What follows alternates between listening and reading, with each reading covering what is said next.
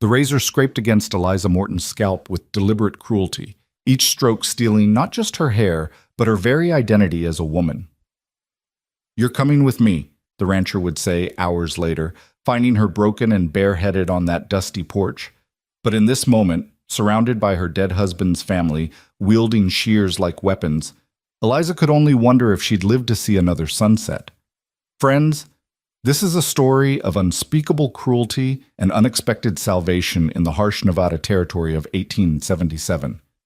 Stay with me until the end, and please comment your city below. I'd love to know how far this tale of courage has traveled. The morning sun cast long shadows across the Morton homestead, its golden light a cruel mockery of the darkness that had descended upon Eliza's life just 3 days prior.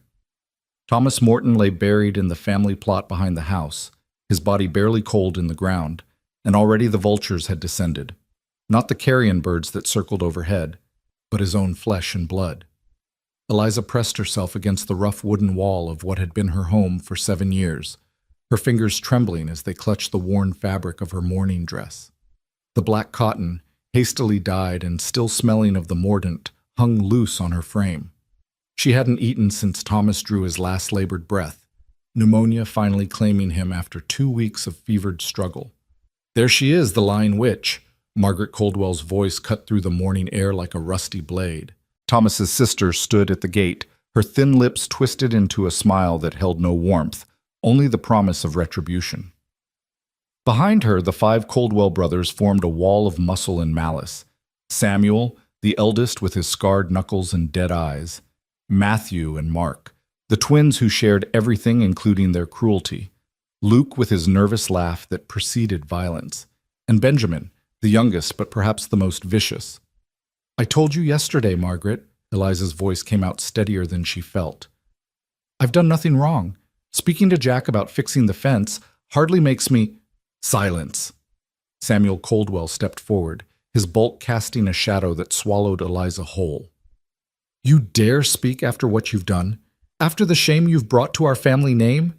The accusation hung in the air like smoke from a distant fire, choking and inescapable. Yesterday she had exchanged perhaps a dozen words with Jack Brennan, the ranch hand who'd worked the neighboring Turner spread.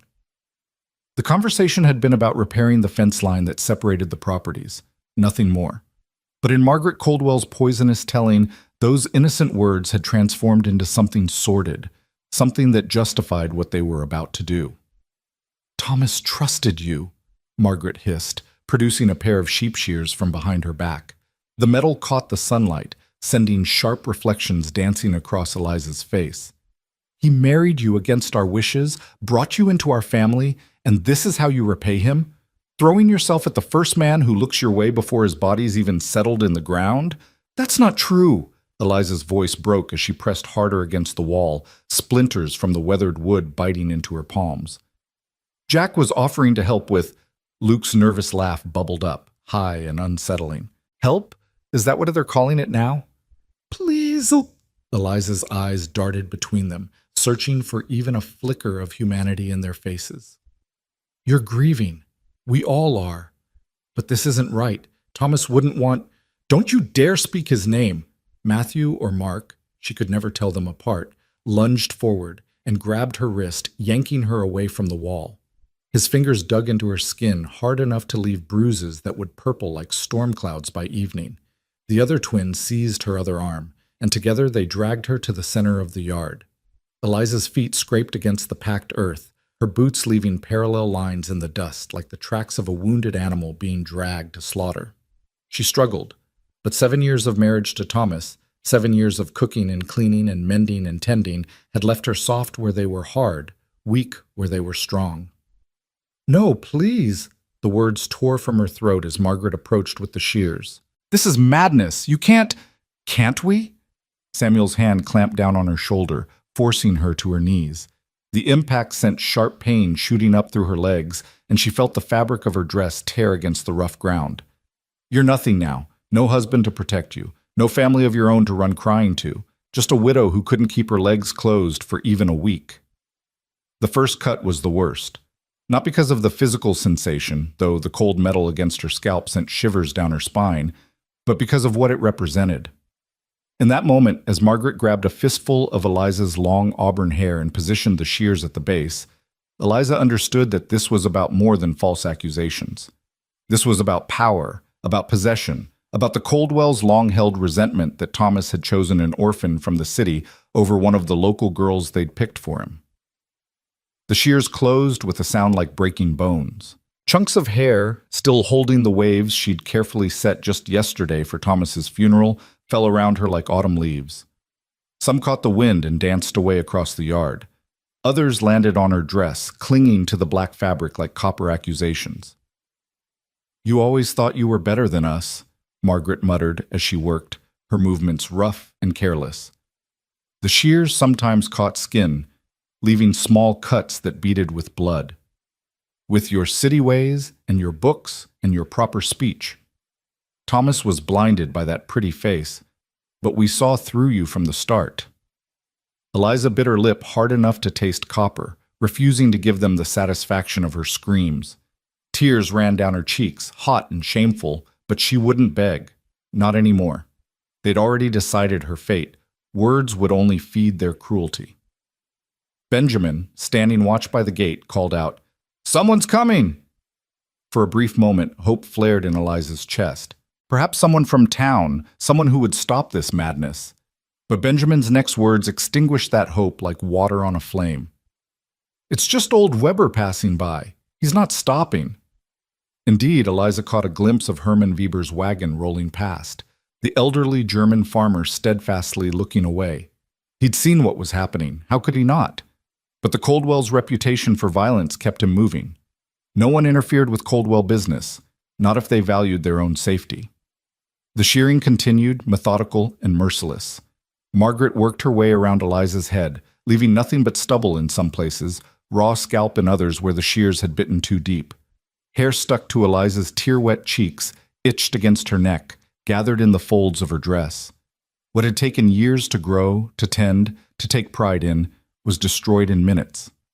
"There," Margaret stepped back, admiring her handiwork with the satisfaction of an artist completing a masterpiece. "Now everyone will see you for what you are, a shameless hussy who couldn't wait for her husband's grave to settle before spreading her legs for another man." Samuel hauled Eliza to her feet, his grip the only thing keeping her upright as her legs threatened to buckle.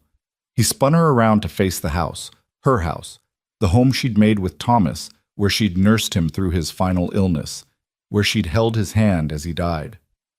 "You have until sundown," he said, his voice flat and final as a judge passing sentence. "Take what you can carry and get out.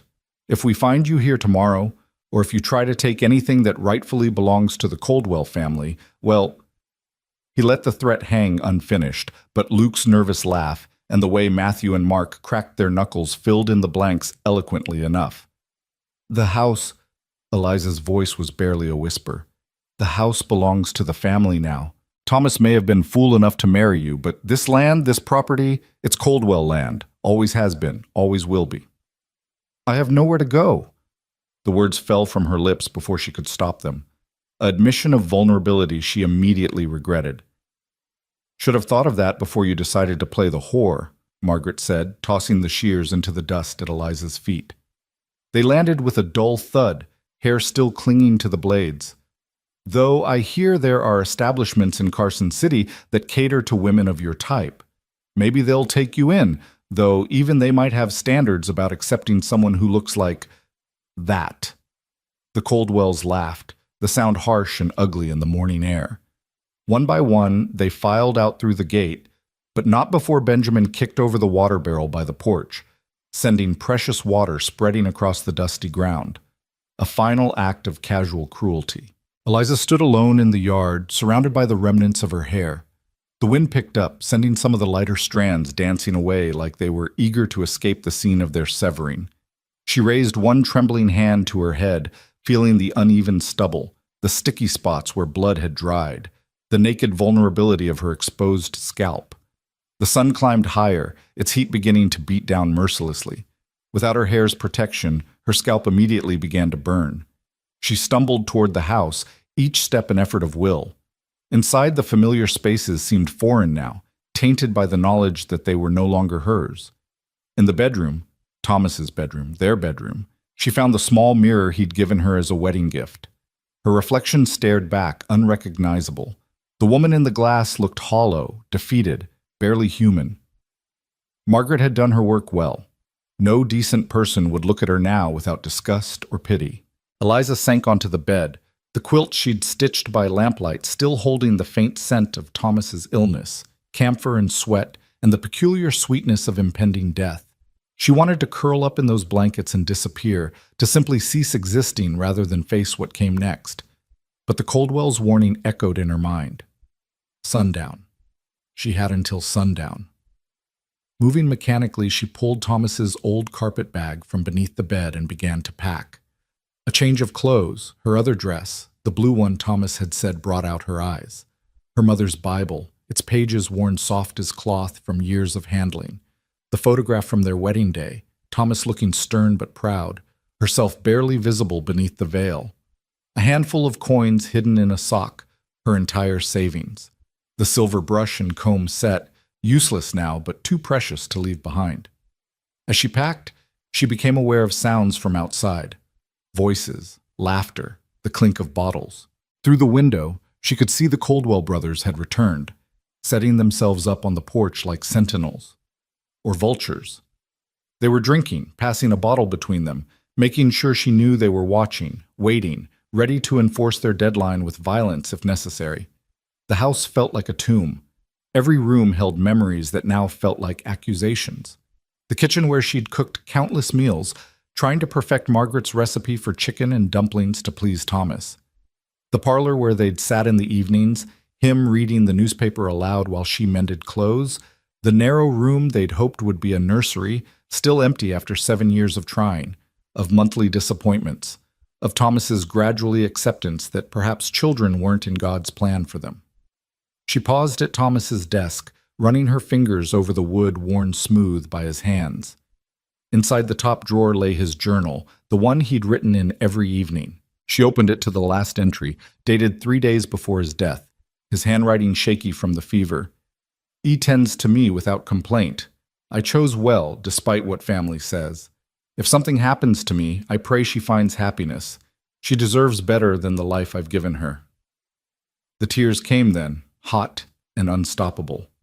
Not the silent tears of her shearing, but deep, wrenching sobs that shook her entire body. She pressed the journal to her chest, feeling the edges of the leather binding dig into her skin through the thin fabric of her dress. "Thomas?" she whispered to the empty room.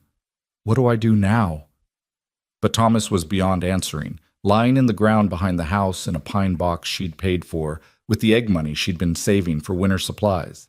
The practical part of her brain, the part that had survived orphanhood and 7 years of marriage to a man whose family despised her, knew she needed to move. The sun was already past its zenith, beginning its slow descent toward the mountains.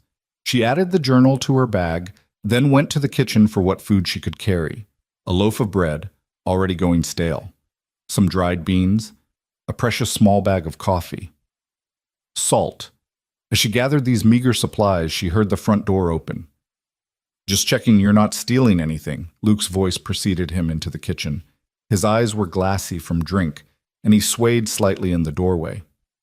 "Margaret said to make sure you only take what's yours."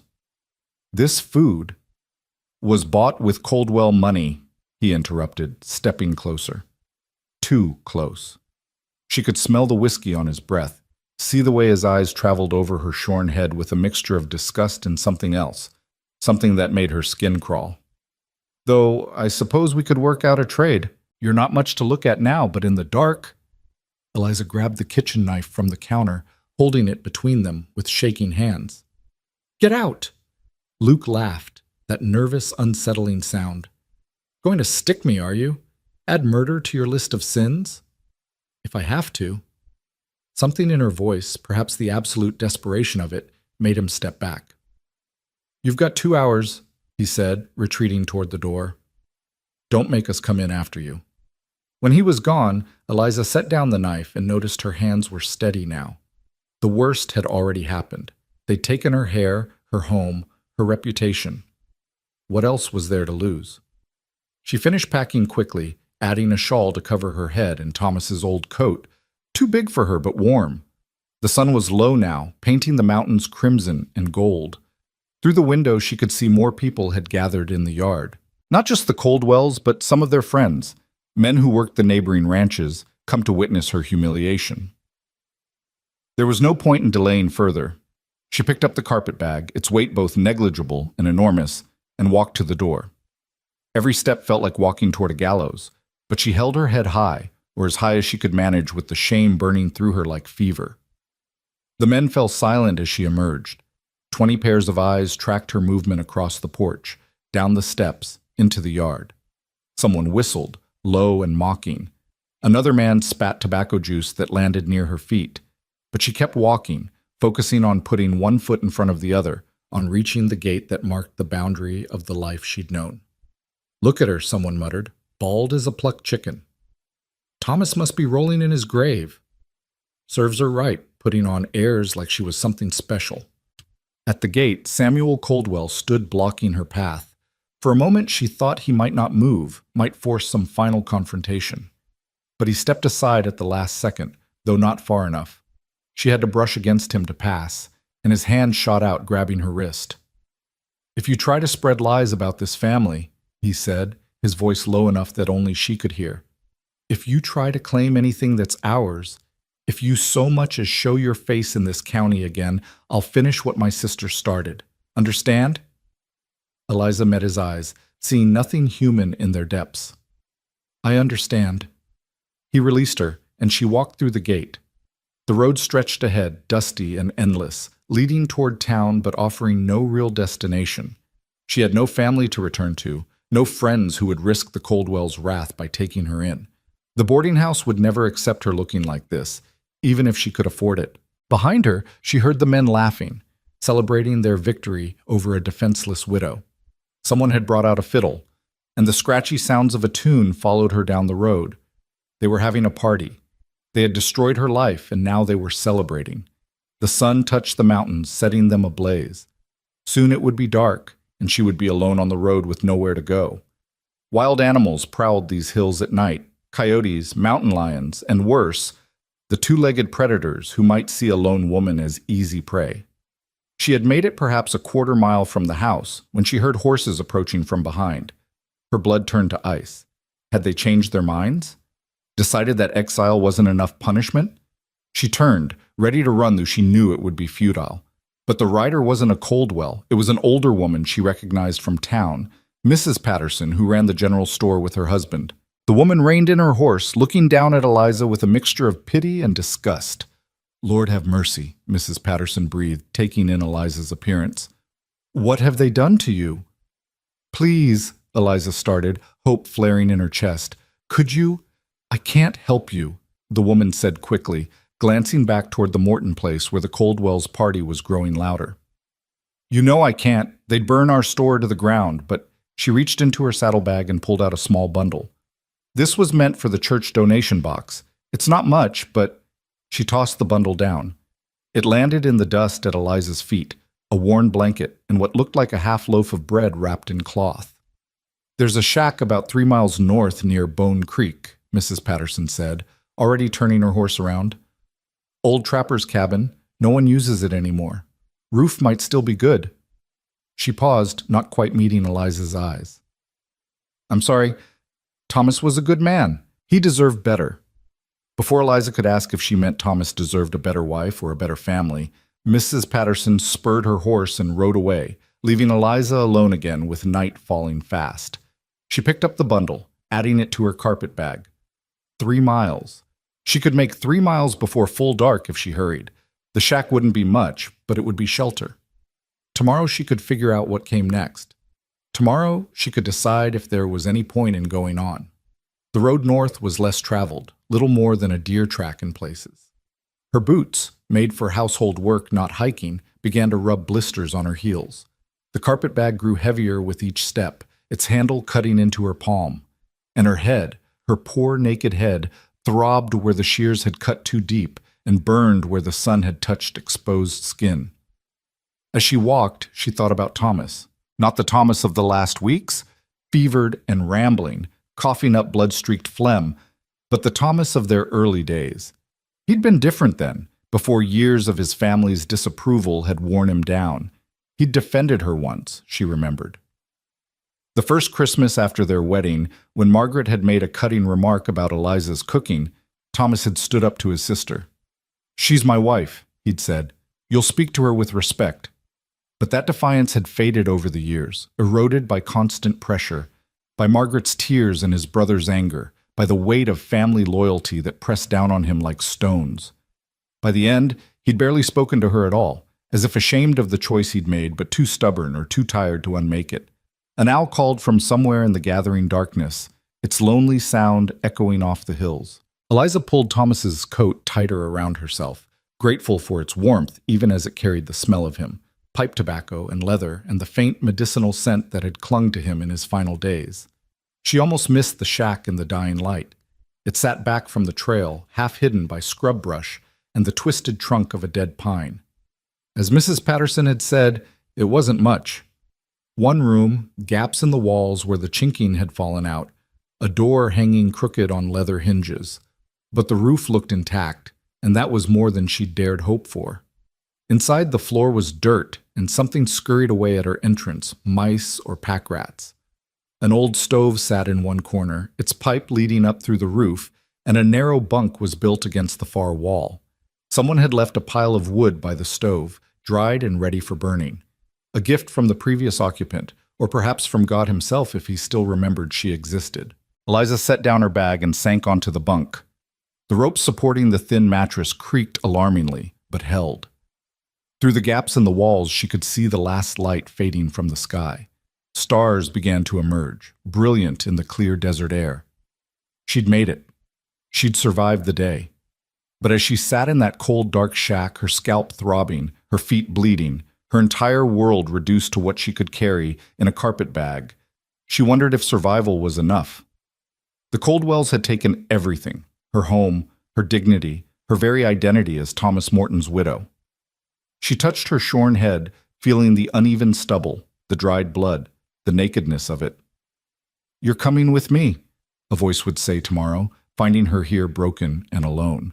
But tonight, she had no idea that salvation was riding through the darkness in the form of Daniel Hayes, a man who'd lost his own wife and understood something about grief and injustice. Tonight, she only knew that she'd been stripped of everything that made her who she was, left with nothing but the breath in her lungs and the stubborn beat of her heart that refused, despite everything, to stop.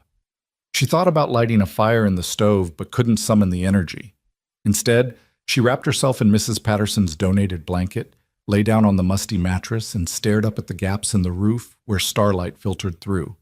Somewhere in the distance, a coyote howled, and others answered, their chorus wild and mournful. Eliza closed her eyes, but sleep wouldn't come. Every time she started to drift off, she'd feel phantom fingers in her hair, the cold kiss of shears against her scalp, hear Margaret's voice calling her names that burned like brands. She pulled the blanket over her head, trying to block out the world, but the rough wool against her bare scalp was its own reminder of what had been taken from her. The night stretched on, each hour an eternity. Through the thin walls, she heard the desert come alive, the rustle of small creatures, the distant cry of hunting birds, the wind moving through the brush like whispered secrets. And beyond all that, silence, the terrible, complete silence of being utterly alone in the world. She must have dozed eventually because she woke to the sound of horses. Multiple horses, moving fast. Her heart hammered against her ribs as she sat up, instantly alert. Had the Coldwells changed their minds? Decided that exile wasn't enough? The sound grew closer, and she could hear voices now, men's voices, rough with drink and excitement. But they passed by, the thunder of hooves fading into the distance. Not looking for her then, just riders in the night, headed toward town or away from it, living their lives untouched by the tragedy that had befallen her.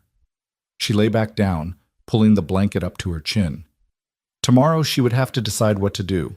She had enough food for maybe 3 days if she was careful. The coins in her sock might buy a few supplies, but not enough to start over. And looking like she did, no respectable establishment would hire her. The Coldwells had made sure of that. They'd marked her as surely as if they'd branded her with an iron. The thought of ending it all crossed her mind, floating through the darkness like a moth-seeking flame. It would be easy enough. The desert was full of ways to die: exposure, thirst, a fall from a cliff, or simply walking until her body gave out. Thomas was gone. Her life was destroyed. What was there to keep going for? But even as the thought formed, something in her rebelled against it. Maybe it was the stubborn streak that had helped her survive the orphanage. Maybe it was anger, pure and simple, at the injustice of it all. Or maybe it was just the animal instinct to keep breathing, keep fighting, keep living even when life seemed worthless. She thought about Jack Brennan, the ranch hand whose innocent conversation had been twisted into something shameful. He'd only been trying to help, offering to fix the fence in exchange for some of her preserves. He'd been respectful, keeping a proper distance, touching his hat brim when he spoke to her. The Coldwells had turned that simple kindness into something ugly, using it as an excuse to destroy her. But they hadn't needed an excuse. Not really. They'd been waiting for this opportunity since the day Thomas brought her home as his bride. Every family dinner had been a trial, every holiday a test she was destined to fail. Margaret never missed a chance to remind her that she wasn't good enough, that Thomas had married beneath himself, that a city orphan could never truly be part of their family, and now they'd won. Thomas was dead, and they'd driven her out like a diseased animal. Tomorrow they'd probably divide up the house's contents, Margaret taking the good dishes, the brothers claiming Thomas's tools and guns. Everything she'd worked for, everything she'd built, would be parceled out among people who hated her. The anger felt better than the despair, so she held on to it, nursing it like a small flame. She imagined their surprise if she somehow survived this, if she found a way to rebuild. It was a fantasy, she knew, but it got her through the darkest hours of the night. Dawn came slowly, gray light seeping through the cracks in the walls. Eliza sat up, her body stiff from the cold and the uncomfortable bunk. Her scalp had developed a layer of scabs overnight, pulling painfully when she moved. She touched her head gingerly, feeling the irregular patches where hair was trying to grow back and the raw places that would scar. She ate a small piece of the bread Mrs. Patterson had given her, saving the rest. There was no water in the shack, but she remembered passing a creek on the way here. That would be her first task, finding water. Then she'd need to figure out her next move. Town was too dangerous. The Coldwells' influence extended throughout the county. She'd have to go farther, maybe to Carson City or even California. But first, water. She stood, wincing as her blistered feet protested, and made her way to the door. The morning was cool, almost cold, and she pulled Thomas's coat tight around her. The landscape looked different in daylight, less threatening but more desolate. Scrub brush and rocks stretched as far as she could see, broken only by the occasional twisted tree. She was studying the horizon, trying to remember which direction the creek lay, when she heard it again. Horses. This time moving slower, more deliberately. Her first instinct was to hide, to barricade herself in the shack and pray they passed by. But there was something different about this approach. A single rider, moving with purpose rather than haste. The horse came into view around a stand of juniper trees, and Eliza's breath caught. The rider was tall, broad-shouldered, sitting his mount with the easy confidence of someone born to the saddle. As he drew closer, she could make out more details. Dark hair streaked with premature silver, a face weathered by sun and wind, eyes the color of sage honey that seemed to take in everything at once. He reined in about 20 feet from the shack, his hands visible and empty of weapons, though she could see the rifle in his saddle scabbard and the revolver at his hip. For a long moment, they simply looked at each other, him taking in her shorn head in desperate situation, her trying to decide if he was a threat or salvation. Then he spoke, his voice deep and certain as distant thunder. "You're coming with me." The words hung in the air between them, not a question but a statement of fact. Eliza found her voice, though it came out cracked and uncertain. "I don't know you." "Name's Daniel Hayes. I own the Double H, about 10 miles west of here." He shifted in his saddle, leather creaking. "Heard what the Coldwells did to you yesterday. The whole county's heard by now." Heat flooded her face, shame burning hotter than the sun ever could. Of course everyone knew. The Coldwells would have made sure of that, spreading their version of events in every saloon and store, ensuring she could never show her face again. "Then you know what they're saying about me," she said, lifting her chin with what little pride she had left. "Why would you—" "Because what they're saying is a lie," he interrupted, his voice carrying the kind of quiet authority that made people listen. Jack Brennan works for me now. He told me what really happened. You discussed fixing a fence, nothing more.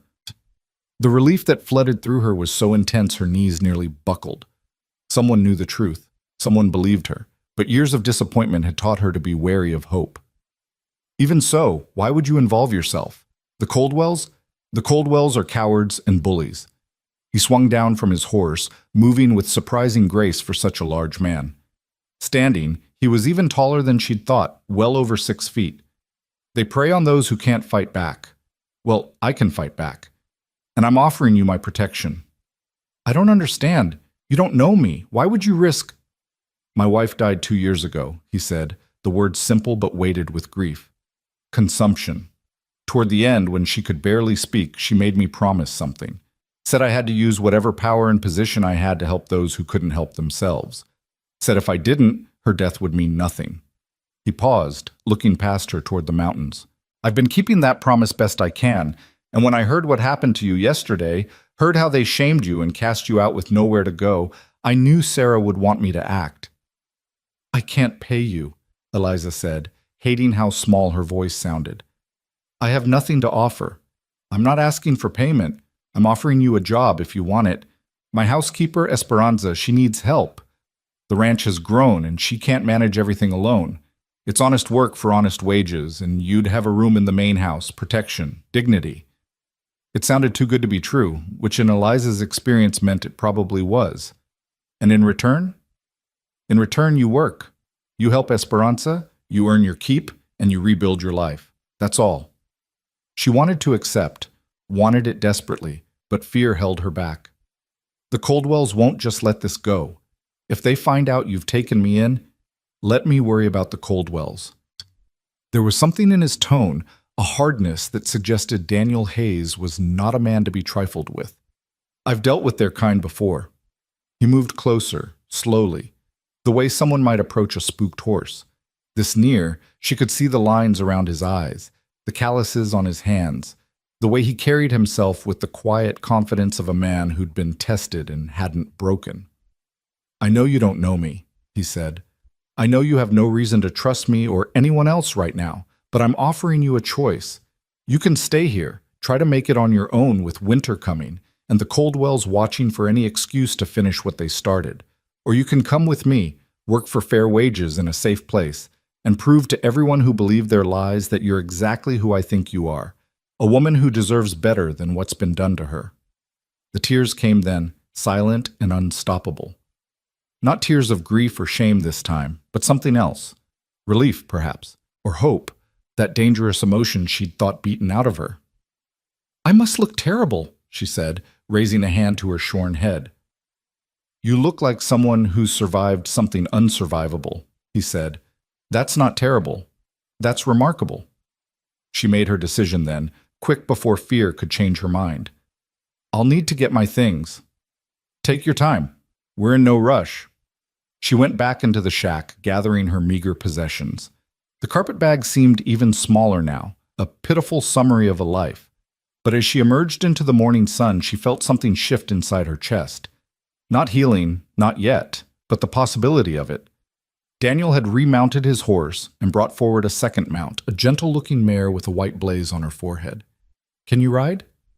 A little. Thomas taught me. The name stuck in her throat. This is Buttercup. She's gentle as they come. She'll take care of you. He helped her mount, his hands respectful and brief, then handed her a canteen. The water was cool and clean, the best thing she'd ever tasted.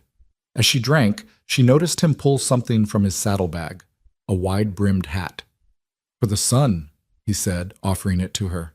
Until you don't need it anymore. She took the hat, settling it carefully on her tender scalp. It was too big, clearly his, but it blocked the sun and offered a small measure of dignity. Thank you. Don't thank me yet. The Coldwells might come calling once they hear where you've gone. Let them come, she said, surprising herself with the steel in her voice. He smiled then, the first real smile she'd seen from him, and it transformed his face from merely handsome to something more. That's the spirit. Now, let's get you home. Home. The word shouldn't have meant anything. Home was where Thomas lay buried, where the Coldwells had destroyed her life. But as they rode away from the shack, the mountains rising purple and majestic in the distance, Eliza allowed herself to believe that maybe, just maybe, home could be something new. They'd ridden perhaps a mile when the sound of approaching horses made them both tense. Daniel's hand moved to his rifle, and Eliza's heart began to race. But it was just a single rider, moving fast from the direction of town. The rider resolved into Jack Brennan, the young ranch hand whose innocent offer of help had started this nightmare. He pulled up hard, his horse dancing and blowing. "Mr. Hayes," he said, touching his hat brim, then looking at Eliza with obvious distress. "Ma'am, I'm so sorry. If I'd known what they'd twisted into—" "It's not your fault," Eliza said, meaning it. "You were only being kind. The Coldwells are in town," Jack said urgently, "drinking at Murphy's, telling anyone who'll listen that they ran off a—" He colored, unable to repeat the words. "They're saying if anyone helps her, they'll answer to them." Daniel's expression didn't change, but Eliza saw his jaw tighten. "Are they now?" "Samuel's saying they'll burn out anyone who takes her in, that she's their family's business to handle." "Jack," Daniel said calmly, "ride back to the ranch. Tell Esperanza we're coming, and to prepare the blue room. Tell Miguel and the boys to be ready for visitors, armed visitors." Jack's eyes widened. "You think they'll come?" "I think Samuel Coldwell is a coward who makes threats he can't back up, but best to be prepared." He glanced at Eliza. "You still want to do this? Last chance to change your mind." She thought about the shack, about trying to survive winter alone, about running forever from the Coldwells' reach. Then she thought about this man who'd come looking for her, who offered not just safety but dignity, who was willing to stand between her and the family that had destroyed her life. "I'm coming with you," she said, echoing his earlier words. They rode on, Jack spurring ahead to warn the ranch. The sun climbed higher, warming the earth, and despite everything, her shorn head, her uncertain future, the threat of the Coldwells' vengeance, Eliza felt something she hadn't experienced in years. Not happiness, not yet, but the absence of despair. The Double H Ranch, when it came into view, took her breath away. It sprawled across a valley, the main house solid and welcoming with its wraparound porch and windows that caught the light. Barns and outbuildings spoke of prosperity and good management. Cattle dotted the hillsides, and she could see men working, the rhythms of ranch life continuing despite the drama approaching. As they rode through the main gate, marked with the Double H brand burned into a massive wooden arch, Eliza saw people gathering, ranch hands setting aside their work to watch. A woman in the doorway of the main house, round-faced and maternal, who must be Esperanza. And standing ready, rifles in hand but held casually, several men who looked like they'd seen their share of trouble and weren't afraid of more. "Welcome to the Double H," Daniel said, and something in his tone made it sound like more than just words. Like a promise, like the beginning of something new. But even as hope bloomed in her chest, Eliza could feel the weight of what was coming. The Coldwells wouldn't let this stand. They'd come, bringing their hatred and violence, trying to drag her back into the shame and degradation they'd prepared for her. The difference was, this time she wouldn't be alone. This time someone would stand with her. And as she dismounted in front of the house, Esperanza bustling forward with kind words and gentle hands, Eliza made a silent vow. She would survive this. She would rebuild. And someday, somehow, she would prove to everyone, including herself, that she deserved the second chance Daniel Hayes was offering. The sun stood at noon, shadows sharp and short, when the dust cloud appeared on the horizon. The Coldwells were coming, and this time Eliza Morton would not kneel. The dust cloud grew larger, resolving into 6 riders moving with grim purpose toward the Double H. Eliza stood frozen on the porch, her hand instinctively reaching up to touch the hat Daniel had given her, feeling the tender stubble beneath its brim. The Coldwell brothers rode in formation, Samuel at the lead, their horses' hooves drumming a war beat against the packed earth. Daniel stepped out of the house, having gone inside only moments before. He'd strapped on a second gun belt, and the way he wore them, natural as breathing, told Eliza this wasn't his first confrontation. Behind him, Miguel, his foreman, emerged with 4 other ranch hands. They spread out along the porch, casual but ready, creating a wall of silent solidarity. "Stay behind me," Daniel said quietly to Eliza. "But don't hide. They need to see you're under my protection." The Coldwells reined up just outside what seemed to be an invisible boundary, about 30 feet from the porch. Samuel's eyes found Eliza immediately, his lips curling into something that wasn't quite a smile. "Well, well," he said, his voice carrying across the distance. "The whore found herself a protector. Tell me, Hayes, what's she paying you with? Same currency she was offering Jack Brennan?" Daniel's voice was steady as iron. "Samuel Coldwell, you're on my land. State your business or move along." "Our business is with her." Matthew, or was it Mark, spoke up, pointing at Eliza. "She belongs to us. She's family." "Funny way of treating family," Daniel observed. "Shearing her like a sheep and casting her out. That's Coldwell business," Samuel spat. "None of your concern." "It became my concern when you drove a widow from her rightful home based on lies." Daniel took a single step forward, and somehow that one step carried more threat than if he'd drawn his guns. "Jack Brennan works for me." He told me exactly what conversation passed between him and Mrs. Morton. "You've built your cruelty on fabrication." Luke's nervous laugh rippled through the air. "You taking the word of a ranch hand over family? Everyone knows Jack's sweet on her. He'd say anything." "Careful." Daniel's voice dropped low, dangerous. "You're calling one of my men a liar. That's something I take personally." Benjamin, the youngest Coldwell, shifted nervously in his saddle. "Mr. Hayes, you don't understand. This woman dishonored our brother's memory. She nursed him through his final illness," Esperanza interrupted, stepping out onto the porch. The older woman's presence was commanding despite her small stature. "I know this because I sent medicines from our stores when I heard Thomas Morton was dying. This woman sat by his bedside for 2 weeks straight, barely sleeping, barely eating. That is not dishonor. That is devotion." Samuel's face darkened. "You don't know what happened after—" "I know exactly what happened," Daniel cut him off. "You waited until Thomas was barely cold in the ground, then manufactured an excuse to steal his property and destroy his widow. You're not here for family honor. You're here because you're thieves and cowards who prey on the defenseless." The silence that followed was electric. Eliza could feel the tension crackling between the two groups of men, violence hovering just beneath the surface like lightning waiting to strike. Samuel's hand drifted toward his gun, but stopped when he noticed how many rifles were trained on him from the porch. "She comes with us," Samuel said finally, "or things get ugly for you, Hayes. You might be big in this valley, but you're not bigger than family justice." "Family justice?" Daniel laughed, but there was no humor in it. "Is that what you call shaming a woman in her own yard, destroying her life over a lie?" He moved down the porch steps, each footfall deliberate. "Let me explain something to you, Samuel. This woman is now under my employ and protection. That means anyone who threatens her threatens me. And unlike Mrs. Morton, I shoot back. You'd risk everything for some city trash who—" The words were barely out of Matthew's mouth when Daniel moved. Fast as a striking snake, he crossed the distance and yanked Matthew from his saddle. The man hit the ground hard, dust billowing around him, and before he could recover, Daniel had him by the collar. "That's the last time anyone calls her that," Daniel said, his voice carrying clearly. "The next man who speaks ill of Mrs. Morton in my presence will answer for it with more than just a tumble in the dirt." Matthew scrambled to his feet, face red with humiliation and rage. His hand went for his gun, but Miguel's voice stopped him cold. "I wouldn't, amigo.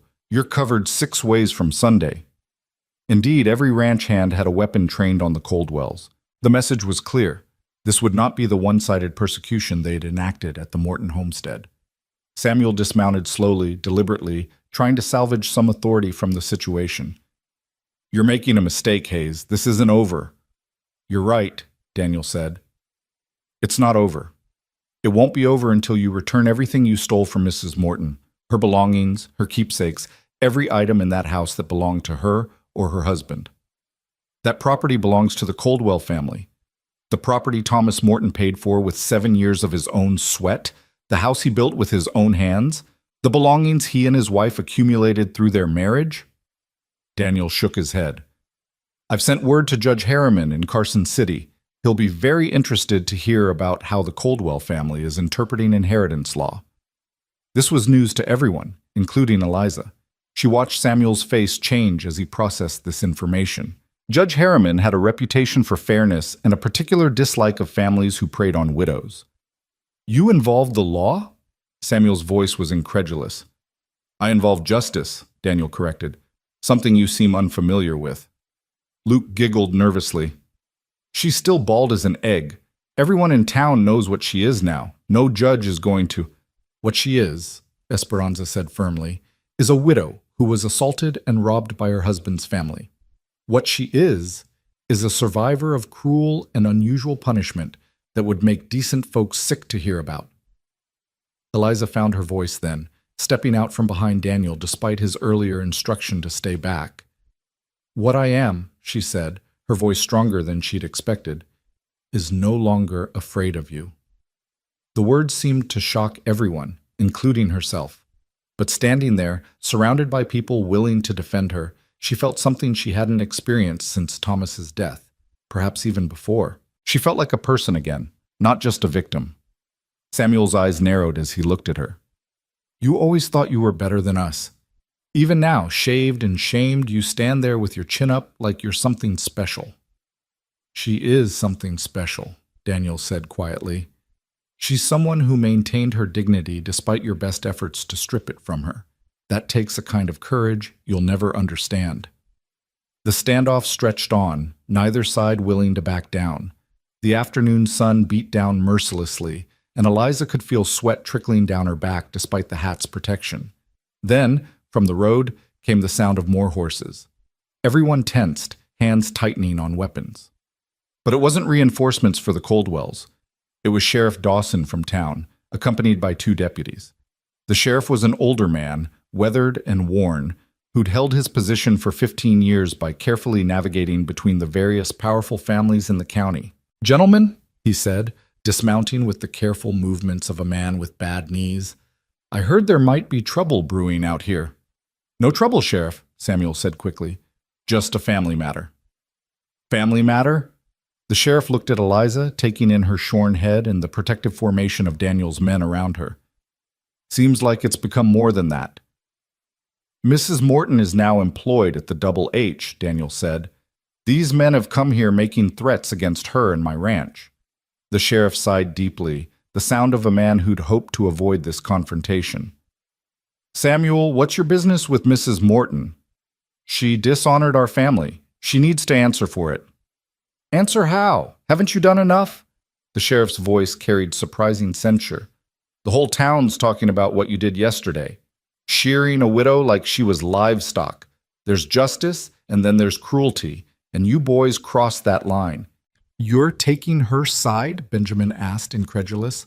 "I'm not taking any side," the sheriff said carefully, "but I am telling you that Mrs. Morton has broken no laws. She's free to work where she pleases, live where she pleases. And if you boys continue to harass her, that would be breaking the law." Samuel's face had turned an ugly shade of red. "You're forgetting who you're talking to, Dawson. The Coldwell family has influence in this county. And the Hayes Ranch employs half the county," the sheriff interrupted. "You want to start that kind of war? Because I'm telling you now, it won't end well for anyone, least of all you boys." There was wisdom in the sheriff's words. Even Samuel could see that. The Coldwell family had power, but it was the kind built on fear and intimidation. Daniel Hayes had power too, but his was built on respect and economic influence. In a direct confrontation, the outcome was far from certain. "This isn't over," Samuel said again, but the threat sounded hollow now. "Yes, it is," Daniel said firmly. "You'll return Mrs. Morton's belongings, all of them. You'll stop spreading lies about her, and you'll leave her in peace to rebuild her life. Do that, and we'll have no further problem. Continue this vendetta, and I'll make it my personal mission to see you answer for every cruel thing you've done." Samuel mounted his horse with stiff movements, his brothers following suit. But before they rode off, he looked directly at Eliza. "You think you've won something here? You're nothing but a bald whore hiding behind Hayes's guns. When his protection runs out, and it will, we'll be waiting." They rode off in a cloud of dust and wounded pride, but their departure didn't bring the relief Eliza had expected. The threat lingered in the air like smoke from a distant wildfire. Sheriff Dawson lingered, accepting a glass of water from Esperanza. "You've made dangerous enemies today, Dan," he said quietly. "They were already her enemies," Daniel replied. "Now they're mine too.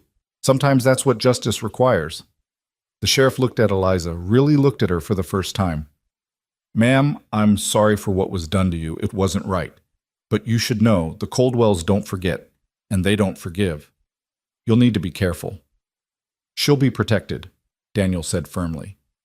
"For how long?" the sheriff asked. "You planning to keep armed guards on her forever?" "For as long as it takes for them to understand she's off limits." After the sheriff left, the tension slowly drained from the ranch yard. The hands dispersed back to their duties, though Eliza noticed they kept their weapons closer than before. Esperanza took her arm gently. "Come, mija, let's get you settled properly. You've had enough excitement for one day." The room they'd prepared for her was more than she'd expected, clean and bright, with a window overlooking the mountains. The bed had a proper mattress and clean linens. There was a washstand with a mirror, though Eliza carefully avoided looking at her reflection.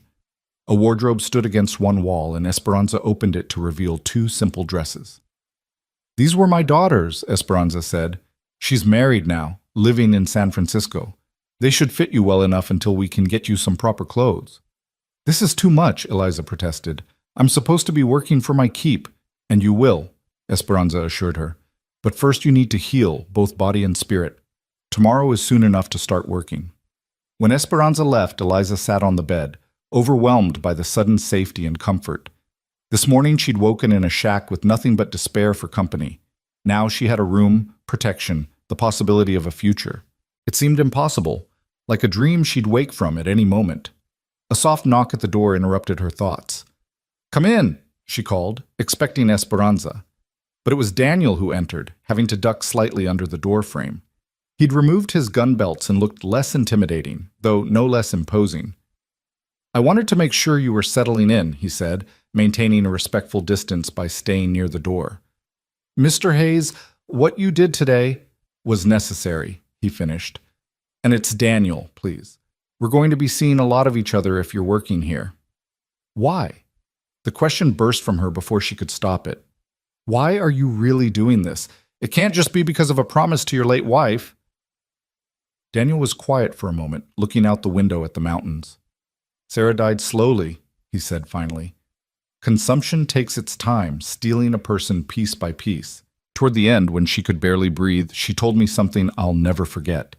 She said the world was full of people using their strength to crush those weaker than them. She said if good men didn't stand up to that, if they didn't use their strength to protect instead of harm, then evil would always win." He turned back to Eliza. "What the Coldwells did to you. That's exactly the kind of evil Sarah was talking about. They used their numbers, their cruelty, their position to destroy you because they could, because they thought no one would stop them. But the risk you're taking is worth it," he said simply. "I've been running this ranch for 15 years. I've built something here, something good. But what use is any of it if I can't use it to help someone who needs it?" Eliza felt tears threatening again. "I don't know how to thank you." "Then don't. Just heal. Work when you're ready. Build a new life. That's thanks enough." He turned to go, then paused. "There's something else. I've sent Miguel to town with some of the boys. They're going to the Morton place to retrieve your belongings. The Coldwells won't dare interfere with my men." "But Samuel says a lot of things. Most of them are hot air. He's a bully, and bullies fold when confronted with real strength." Daniel's smile was grim. "Your belongings will be here by nightfall." After he left, Eliza finally looked in the mirror. The woman staring back was a stranger, gaunt, shorn, marked by violence. But in her eyes, she saw something she hadn't expected. Not defeat, but determination. The Coldwells had tried to destroy her, to reduce her to nothing. They'd failed. As the afternoon wore on, Eliza ventured from her room. Esperanza put her to work immediately. Simple tasks like sorting linens and preparing vegetables for dinner. It felt good to have her hands busy, to contribute something to this household that had taken her in. The ranch hands treated her with careful respect, touching their hats when they saw her but not staring at her shorn head. She learned their names: Miguel, The foreman who'd stood with Daniel against the Coldwells, Pete and Johnny, brothers from Texas, old Tom, who wasn't that old but had been at the ranch longest, Chen, who'd come from China to build railroads and stayed to work cattle. As the sun began to set, painting the sky in shades of orange and pink, the men Daniel had sent to town returned. They brought a wagon loaded with furniture and boxes, her things from the Morton house. Seeing them was bittersweet. They represented her life with Thomas, now ended, but they were also pieces of herself the Coldwells had tried to steal. Among the items was Thomas's journal, the one she'd packed in her carpet bag. But there were also things she hadn't expected to see again. Her mother's china teapot, the quilt she'd made during her first year of marriage, Thomas's books, even the rocking chair he'd built for the nursery they'd never filled. The Coldwells weren't there, Miguel reported to Daniel, but their hired man was. He said Samuel told him to let us take whatever we wanted, that it was all trash anyway. Their loss, Daniel said. Mrs. Morton, we'll store whatever you don't need in your room. No rush to sort through it all. That evening, dinner was a revelation. The long table in the main house was set for everyone. Daniel at the head, Esperanza at the foot, the ranch hands filling the sides, and Eliza given a place of honor to Daniel's right. The food was simple but plentiful. Beef stew, fresh bread, green beans from Esperanza's garden. Conversation flowed around her, the easy talk of people who worked together and respected each other. No one mentioned her appearance or the confrontation with the Coldwells. They talked about cattle prices and the weather, about Pete's girl in town and Johnny's terrible poker playing. It was so normal it almost made her cry. You'll find we're not formal here, Daniel told her. Everyone who works this ranch eats at this table. We're a kind of family, I suppose, a chosen one. After dinner, Eliza helped Esperanza with the dishes, learning the rhythms of the kitchen. The older woman worked with practiced efficiency, humming softly as she cleaned. You're wondering why he really took you in, Esperanza said suddenly, not looking up from her washing. Eliza started. It's natural to wonder. Men like Daniel, they don't usually involve themselves in other people's troubles. Esperanza dried a plate thoughtfully. But you remind him of someone. His wife? No, not Sarah. She was strong in a different way, like steel, unbending.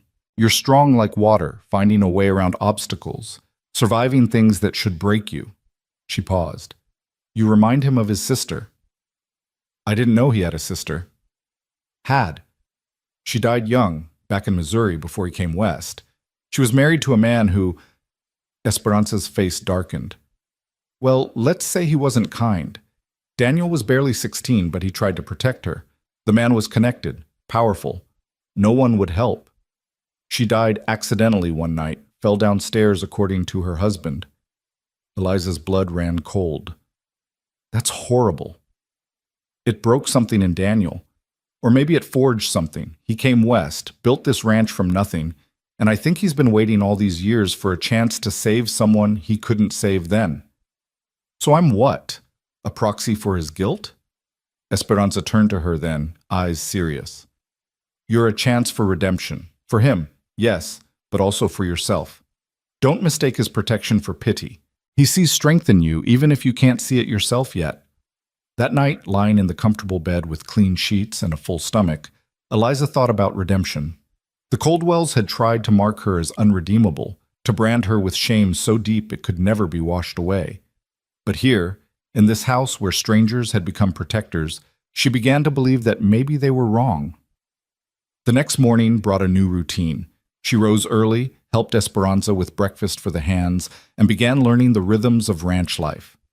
Her duties were clearly defined: help with cooking, cleaning, mending, the 1,000 small tasks that kept a ranch running smoothly. It was hard work, but honest, and there was satisfaction in seeing immediate results from her labor. 3 days passed in this fashion, and Eliza began to believe they might have seen the last of the Coldwells. Her scalp was healing, a fine fuzz of hair beginning to grow back. She kept her head covered with a scarf Esperanza had given her, but the shame was beginning to fade. Then, on the 4th morning, she woke to the sound of commotion outside. Through her window, she could see riders approaching, not the Coldwells this time, but a group of women from town. Her heart sank as she recognized Margaret Coldwell among them. accompanied by several of the town's most prominent ladies. She dressed quickly and went to find Esperanza, who was already at the door, facing down the delegation of women with her arms crossed.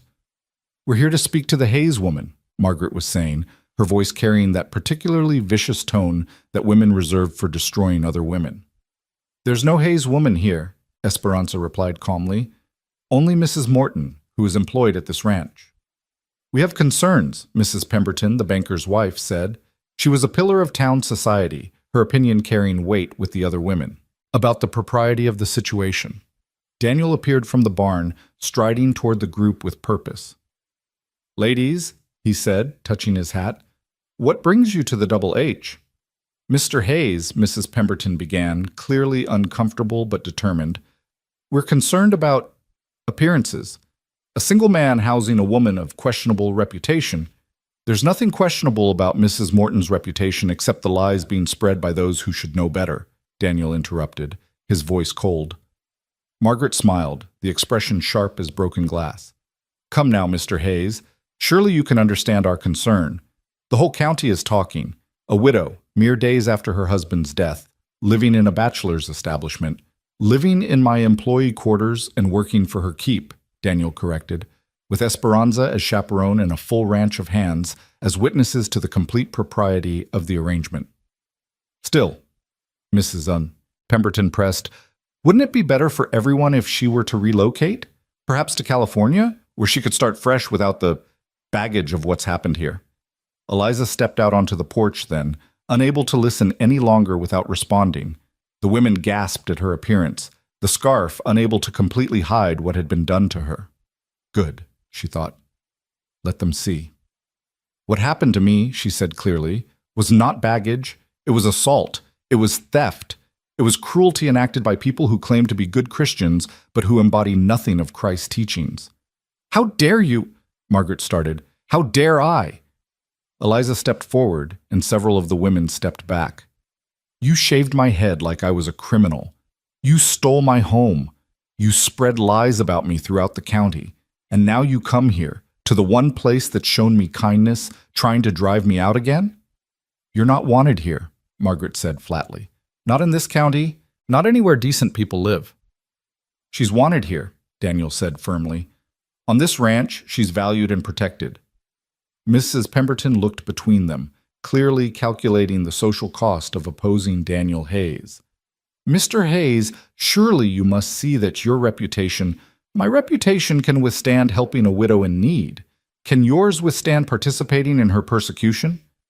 It was a direct challenge, and everyone knew it. The women shifted uncomfortably, several already edging toward their carriages. They'd come expecting to intimidate Eliza into leaving, not to face opposition from one of the county's most powerful ranchers. "You'll regret this," Margaret said to Daniel. "When she shows her true nature, when she brings scandal to your door—" "The only scandal here is what your family did to an innocent woman," Esperanza interjected. "And if you speak one more word against Mrs. Morton, I'll personally ensure every person in this county knows exactly what was done and who did it. Every cruel detail." The threat was effective. While the Coldwells had spread their version of events, the actual details of the shearing had been kept relatively quiet. If Esperanza, respected throughout the county, began telling the true story, opinions might shift. Margaret's face flushed red with rage, but she turned on her heel and marched back to her carriage. The other women followed, though Mrs. Pemberton paused. "Mrs. Morton," she said quietly, "I am sorry for what was done to you. It wasn't Christian." Then she too was gone, leaving dust and tension in their wake. "They'll be back," Eliza said quietly. "Let them come," Daniel replied. "Each time they do, they reveal more of their own ugliness." But that night, Eliza couldn't sleep. The visit from the town women had reminded her that the Coldwells' reach extended far beyond their family. They had allies, influence, the ability to make life difficult in ways that went beyond direct confrontation. She rose and went to the kitchen for water, finding Daniel there, sitting at the table with a cup of coffee and a ledger. "Couldn't sleep either?" he asked. "I'm bringing trouble to your door. Maybe they're right. Maybe I should leave." "Is that what you want to do?" She thought about it, really thought about it. "No. For the first time since Thomas died, I feel like I might survive this. But I don't want that survival to cost you everything you've built. Daniel closed his ledger and looked at her directly. Do you know what this ranch was when I started? 160 acres of scrubland that nobody wanted. I built it into what it is through determination and refusing to let anyone tell me what was possible. The Coldwells and their allies think they can dictate who deserves help and who doesn't. I've spent 15 years proving people like that wrong. I'm not about to stop now. But why does it matter so much to you? He was quiet for a long moment. Sarah used to say that we're all just walking each other home, that the purpose of strength wasn't to stand alone but to help others stand. When I saw you in that shack, shaved and shamed but not broken, I saw someone still standing despite everything. If I didn't help you continue standing, what would all my strength be worth? The next morning brought yet another test. Jack Brennan arrived at the ranch, his face bearing the marks of a recent fight. Black eye, split lip, knuckles raw and swollen. What happened? Daniel demanded. The Coldwell brothers jumped me in town, said it was a message for you and Mrs. Morton, said next time it wouldn't just be fists. Eliza felt sick. This is my fault. You were just trying to help. No, ma'am, Jack interrupted. This is their fault. They're the ones choosing violence. He looked at Daniel. They're getting desperate, boss. Samuel's been drinking heavy, talking wild. Says he's going to burn the ranch if that's what it takes. Let him try, Miguel said, having arrived in time to hear the threat. We faced worse than the Coldwell boys. But Eliza could see the concern in Daniel's eyes. Defending against a direct attack was one thing. Protecting against arson, ambush, the kind of guerrilla tactics desperate men might employ, that was something else entirely. That afternoon, Daniel made a decision. We're going to town, he announced. All of us. That's not wise, Esperanza protested. Eliza in town with feelings running high. That's exactly why we need to go. They're counting on her hiding, on fear keeping her invisible. We're going to show them they're wrong. So they went, a procession of strength. Daniel and Eliza in the wagon, Esperanza beside them, Miguel and 5 other hands riding escort. It was a statement, clear as any words. Eliza Morton was under the protection of the Double H, and anyone who challenged that would face consequences. The town's main street fell silent as they passed. People stopped their business to stare, some with sympathy, others with judgment, most with simple curiosity. Eliza kept her head high, though her heart hammered in her chest. They stopped at the general store, where Mrs. Patterson's eyes widened at seeing them. Mrs. Morton needs supplies, Daniel said simply, and fabric for new dresses. It was such a normal thing, shopping for fabric, but in the current context it was revolutionary. Daniel was treating her not as a charity case or a shame to be hidden, but as a woman deserving of dignity and normal life.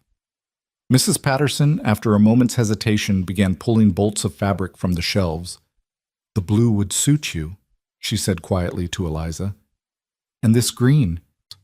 Other customers entered the store, saw who was there, and had to make a choice.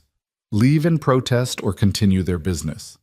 Most continued, unwilling to let the Coldwell drama disrupt their own lives. Then Samuel Coldwell entered, clearly drunk despite the early hour. His brothers flanked him, all of them armed. The store fell silent, tension crackling like lightning about to strike. Well, well, Samuel slurred. The whore goes shopping. Tell me, Hayes, does she give you a discount for buying her pretty things?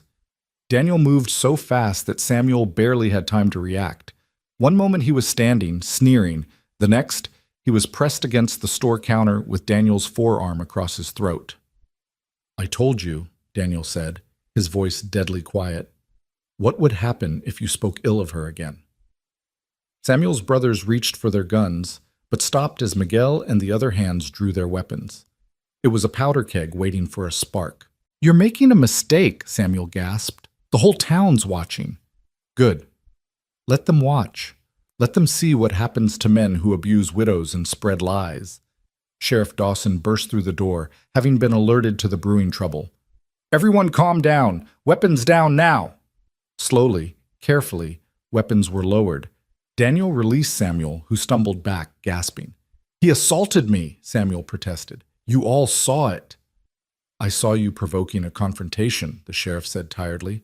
Same as you've been doing all week. Samuel, you and your brothers get out of here. Cool off before someone gets killed. This isn't over, Samuel said, the phrase becoming his refrain. After they left, the shopping continued with forced normalcy. But Eliza noticed something had shifted.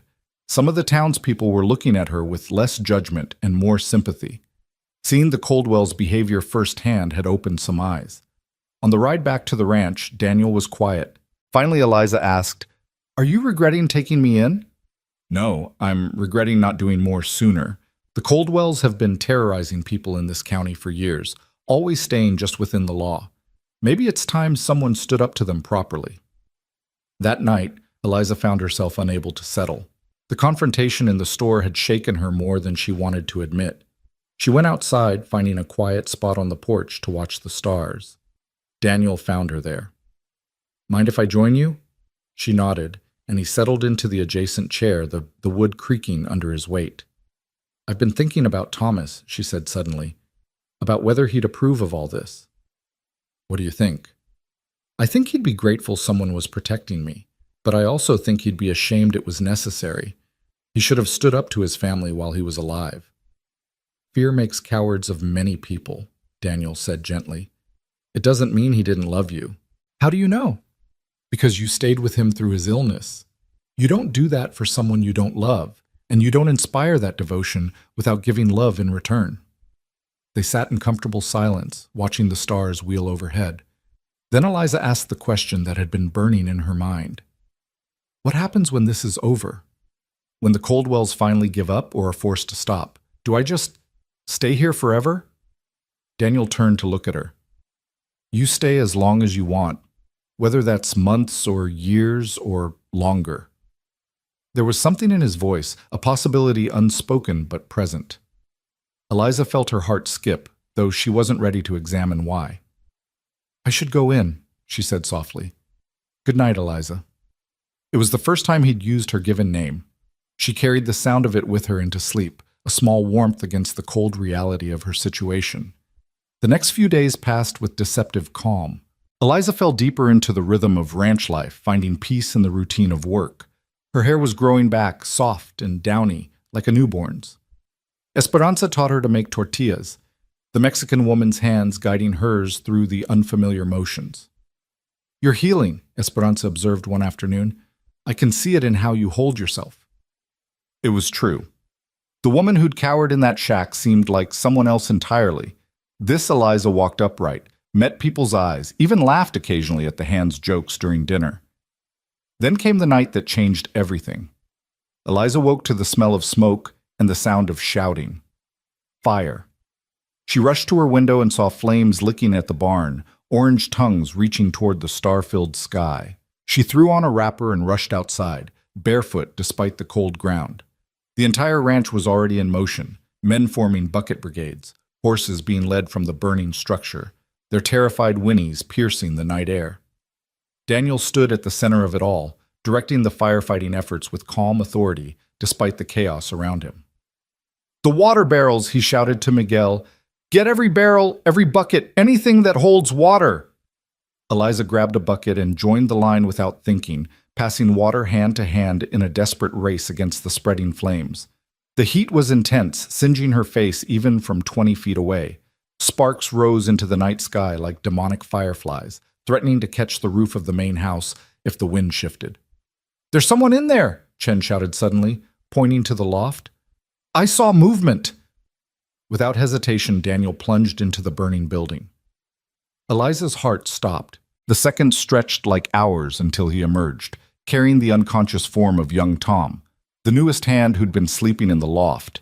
His clothes were singed, his face blackened with smoke, but he was alive. "Keep fighting it," Daniel commanded, going back to the bucket line even as Esperanza tended to Tom. For 2 hours they fought the fire, their hands blistering, their lungs burning from smoke. Just when it seemed the battle was lost, the wind died down and they finally got the upper hand. By dawn, the barn was a blackened skeleton of beams and ash, but they'd saved the other buildings, and more importantly, no one had died. As the sun rose over the devastation, Sheriff Dawson arrived with several deputies. His face was grim as he surveyed the damage. "Arson?" he asked Daniel, though it wasn't really a question. "Without doubt. We found oil-soaked rags at 3 different points around the barn. Any idea who? Everyone knew who, but proving it was another matter. Daniel's jaw tightened. Ideas aren't evidence. The sheriff nodded slowly. I'll investigate, but without witnesses. There was a witness? A small voice said from behind them. Everyone turned to see Jimmy, the young son of a neighboring rancher who sometimes did odd jobs at the Double H. The boy was trembling but determined. I saw them, the Coldwell brothers, all 5 of them. They didn't see me. I was camping out by the creek, fishing. Saw them ride up quiet-like, saw them spread the oil and light it. The sheriff's expression hardened. A small voice said from behind them. Everyone turned to see Jimmy, the young son of a neighboring rancher who sometimes did odd jobs at the Double H. The boy was trembling but determined. I saw them, the Coldwell brothers, all 5 of them. They didn't see me. I was camping out by the creek, fishing. Saw them ride up quiet-like, saw them spread the oil and light it. The sheriff's expression hardened. You'd swear to that in court, son? Jimmy looked at his father, who'd just arrived, having noticed his son missing. The man nodded slowly. Tell the truth, boy. Yes, sir. I'd swear to it. Daniel knelt down to Jimmy's level. You're a brave young man. Thank you. The sheriff turned to his deputies. We're going to round up the Coldwell boys, all of them. But when they got to town, they discovered Samuel Coldwell had anticipated this. He and his brothers had barricaded themselves in the saloon with several armed supporters. What followed was a standoff that would become legend in the county's history. The sheriff stood in the street, calling for their surrender. Samuel appeared at a window, rifle in hand. We didn't do nothing. That boy's lying, probably paid by Hayes to say what he did. Come out and we'll sort it in court, the sheriff called back. Not happening, Dawson. You're in Hayes's pocket like everyone else. Daniel arrived then, along with Miguel and several hands. The street filled with townspeople, drawn by the drama. Eliza had come too, despite Daniel's protests. She stood with Esperanza near the general store, watching the standoff develop.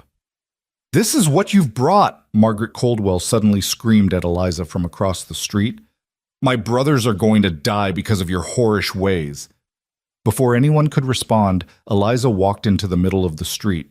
The boldness of it shocked everyone into silence. Your brothers are going to jail because they're arsonists, she said clearly, her voice carrying to the crowd. They tried to burn down a barn with a young man sleeping inside. They nearly committed murder. And why? Because I dared to survive their cruelty, because I dared to find protection and kindness after they tried to destroy me. She pulled the scarf from her head, revealing her shorn scalp with its patchy regrowth. Several women in the crowd gasped. Look at me, she continued. Look what they did to a widow 3 days after her husband died. They shaved me like an animal. They stole my home. They spread lies about me throughout this county. And when that wasn't enough, when I dared to keep living, they tried to burn down the ranch that took me in. The crowd murmured, the tide of opinion shifting. Many had heard the stories, but seeing the evidence with their own eyes was different. Samuel Coldwell, Eliza called out. You called me shameless, but I'm not the one hiding behind a gun. I'm not the one who attacked a grieving widow. I'm not the one who tried to burn innocent people in their sleep. Who's shameless now? A shot rang out. For a terrifying moment, Eliza thought she'd been hit, but the bullet had struck the dirt at her feet, a warning shot from Samuel. That was his mistake. Daniel moved like lightning, drawing and firing in one smooth motion. His bullet took the rifle from Samuel's hands, sending it spinning into the room behind him. Before the Coldwells could react, Daniel was at the saloon doors. The next man who points a gun at Mrs. Morton dies, he said, and everyone believed him. Samuel, you just shot at an unarmed woman in front of 50 witnesses. Add that to arson and attempted murder. You're done. The fight went out of the Coldwell brothers then. They'd believed their family name and reputation would protect them, but they'd overplayed their hand. One by one, they filed out of the saloon, hands raised. The sheriff's deputies arrested them with efficient satisfaction. As Samuel passed Eliza, he spat at her feet. This ain't over. Yes, she said quietly. It is. The trial was held 2 weeks later. Judge Harriman came from Carson City, having heard about the case. The Coldwells tried to argue their actions were justified family business, but the judge was having none of it. Assault, theft, arson, attempted murder, he listed. These are not the actions of an aggrieved family, but of criminals. Samuel Coldwell, I sentence you to 10 years hard labor. The rest of you, 5 years each. Margaret Coldwell fainted. The brothers were led away in shackles. Their reign of terror finally ended. As the courtroom cleared, Judge Harriman approached Eliza. Mrs. Morton, what was done to you was unconscionable. While I cannot undo it, I can restore what was taken. The Morton property and all belongings are hereby returned to you, along with damages to be paid from the Coldwell estate. Eliza felt no triumph, only a weary relief. Thank you, Your Honor. Outside the courthouse, Daniel waited with the wagon. How do you feel? Empty, she admitted. I thought justice would feel better. It's not about feeling better. It's about being able to move forward without looking over your shoulder. They rode back to the ranch in comfortable silence. As they crested the hill overlooking the Double H, Eliza made a decision. I want to sell the Morton place, she said. I can't live there again. Too many ghosts. Daniel nodded. That's understandable. What will you do with the money? I thought, if you're amenable, I'd like to invest it in the ranch. Become a partner rather than just an employee. Daniel pulled the wagon to a stop, turning to look at her fully. Eliza, you don't need to. I know I don't need to. But this place, these people, they gave me back my life. I want to be part of building something here, not just hiding from something there. Partners, then, he agreed, offering his hand to shake. She took it, feeling the calluses and strength, the gentleness too. Their eyes met and held for a moment longer than business partners might, but neither acknowledged what passed between them. Not yet. It was too soon, wounds still too raw. The months that followed brought healing in ways Eliza hadn't expected. Her hair grew back, darker than before with threads of silver that caught the light. She learned to ride properly, to rope cattle, to read the weather and the movement of clouds. The ranch hands stopped treating her like fragile glass and began treating her like family. She and Esperanza became close as sisters, sharing stories of their pasts late into the night. Esperanza told her about fleeing Mexico during the Troubles, about losing her husband to bandits, about finding safety and purpose at the Double H. This place, Esperanza said one evening as they prepared dinner together, it collects broken people and makes them whole. Is that what we are? Broken? We were. But broken things, when mended properly, are often stronger than they were before. One evening, 6 months after the fire, Eliza found Daniel alone on the porch, watching the sunset paint the mountains crimson and gold. She sat beside him, comfortable now with their shared silences. I've been thinking about Sarah, he said unexpectedly. Today would have been her birthday. Tell me about her. So he did, painting a picture of a woman both delicate and fierce, who'd faced her death with grace and courage. As he talked, Eliza understood that he wasn't just mourning his wife, but releasing her, making space for something new. She would have liked you, he finished. Would have admired how you stood in that street and faced down the Coldwells. I was terrified. Courage isn't the absence of fear. It's acting despite it. The next morning brought unexpected visitors, a family from back east, their wagon broken down on the road. The man was injured, the woman exhausted, their 3 children hungry and scared. Without hesitation, the ranch took them in. As Eliza helped tend the injured man, she recognized something in the woman's eyes. The same desperation she'd felt in that shack, the same fear that kindness might be withdrawn. She took the woman's hand. You're safe here, she said, for as long as you need. The family stayed a week while the man healed and their wagon was repaired. When they left, the woman pressed a small carved wooden bird into Eliza's hand. You saved us, she said simply. No, Eliza replied, thinking of Daniel finding her in that shack. I'm just passing on what was given to me. This became a pattern. Word spread that the Double H was a place of refuge, and people in need began finding their way there.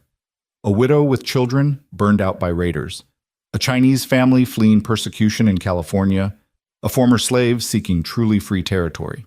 The ranch grew, not just in land and cattle, but in purpose. One day, Eliza was working with a new mare, a skittish thing that had been abused by her previous owner. The horse shied away from every touch, eyes rolling white with fear.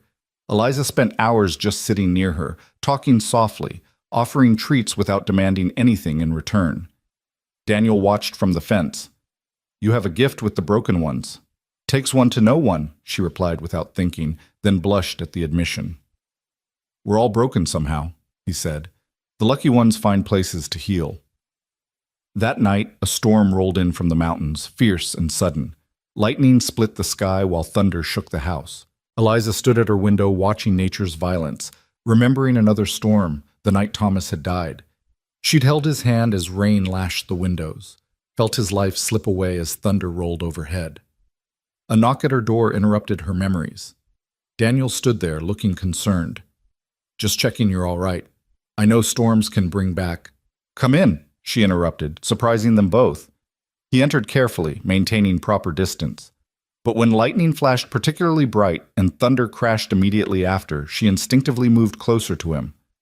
"The night Thomas died," she said quietly, "there was a storm like this. I was alone with him. His family wouldn't come, said the weather was too bad. I held his hand for 6 hours, feeling him fade, begging him not to leave me alone with them. Daniel's hand found hers, warm and steady. You're not alone now." "I know." She looked up at him, seeing her own loneliness reflected in his eyes, but also something more. "Daniel, I know," he said softly, "but there's no rush. We have time." He was right. They had time to heal, to grow, to discover if what was building between them was real or just two lonely people seeking comfort. But standing there with his hand in hers while the storm raged outside, Eliza thought it might be something more, something worth waiting for. A year passed. The seasons turned, each bringing its own challenges and rewards. Eliza's hair grew long enough to pin up properly, though she often wore it loose, no longer ashamed of the silver streaks that marked her survival. The Morton place sold to a young couple from Ohio, and Eliza used the money to buy a partnership stake in the ranch and to build a school for the growing number of children in the valley. She was teaching one afternoon when Daniel appeared in the doorway. The children giggled. They all knew Mr. Hayes was sweet on their teacher, even if the adults pretended not to notice. "Class dismissed early today," Daniel announced, to the children's delight. After they'd run off, Eliza turned to him with mock severity. "You can't just dismiss my class whenever you feel like it." "I can when there's something important to show you." He led her outside where 2 horses waited. "Come on." They rode up into the foothills to a meadow she'd never seen before. Wildflowers carpeted the ground in waves of purple and gold. In the center stood a single oak tree, ancient and magnificent. "This is where I proposed to Sarah," Daniel said, dismounting, "and where I came after she died, to rage and grieve, and eventually to heal." Eliza's heart began to race, understanding where this was heading. "I thought I'd never bring anyone else here," he continued. "Thought it would be a betrayal somehow. But Sarah told me something before she died. She said love isn't diminished by being given again. It multiplies." He took her hands, his own trembling slightly. "Eliza Morton, you came into my life when I thought my heart was closed forever. You've shown me that strength can be gentle, that broken things can be beautiful, that second chances aren't just possible but precious." He dropped to one knee, pulling out a simple gold ring. "I'm not asking you to forget Thomas or the pain you've endured. I'm asking you to build something new with me, on the foundation of everything we've both survived. Will you marry me?" Eliza looked down at this man who'd saved her life in every way that mattered, who'd stood between her and destruction, who'd offered her not just protection, but partnership, respect, and now love. "Yes," she said, tears streaming down her face. "Yes, Daniel, 1,000 times yes." He stood and kissed her, gentle and sure, a promise of all the years to come. When they finally pulled apart, she laughed, touching her hair self-consciously. "When we met, I was bald as an egg and half dead with despair." "When we met," he corrected, "I saw a survivor, a fighter. Someone who refused to let cruelty win." He tucked a strand of her silver-streaked hair behind her ear. "And I was right." They married a month later, the ceremony held at the ranch with the whole valley in attendance. Even Mrs. Pemberton came, having long since abandoned the Coldwell camp. Esperanza stood as Eliza's witness, tears streaming down her weathered face. Jack Brennan stood for Daniel, proud to support the man who'd defended him. As they exchanged vows under the vast Nevada sky, Eliza thought about the journey that had brought her here. From that terrible morning when the Coldwells had shorn her like a sheep, through the despair of that lonely shack, to this moment of joy and promise. The woman who'd cowered before her in-law's cruelty now stood tall, surrounded by people who valued her, married to a man who saw her strength, not her shame. "You may kiss your bride," the preacher said, and Daniel did, to the cheers of everyone assembled. That night, as the celebration continued with music and dancing, Margaret Coldwell appeared at the ranch gate. She was alone, aged 10 years in the tooth since her brother's imprisonment. The music stopped as people noticed her. Eliza walked toward her, Daniel at her side.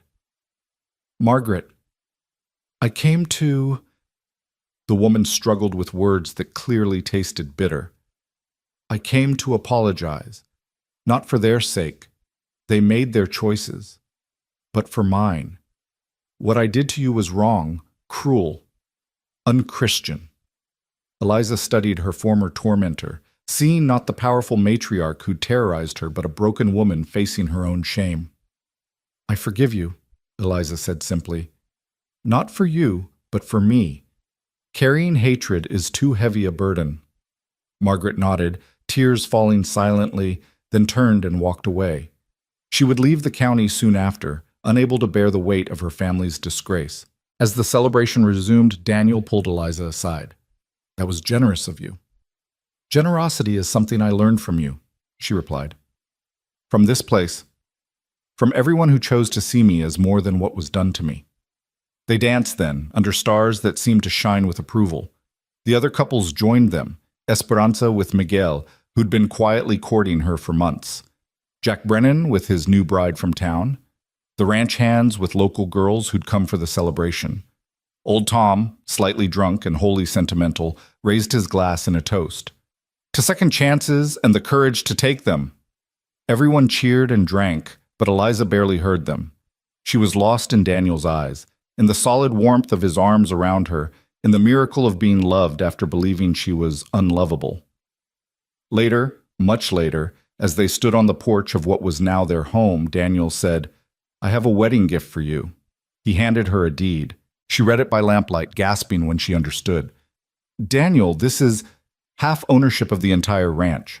Not a partnership, true equality. What's mine is yours, in law as well as love. But your investors, the other ranchers, will accept it or find someone else to do business with." His voice was firm. "You're not just my wife, Eliza. You're my partner in everything. The ranch has thrived since you arrived. The school, the families we've helped settle, the new contracts with the army, that's all grown from seeds you planted." She kissed him then, pouring all her gratitude and love into the gesture. When they parted, she said, "I have a gift for you too, though it won't arrive for about 7 months." It took him a moment to understand, then his face lit with joy.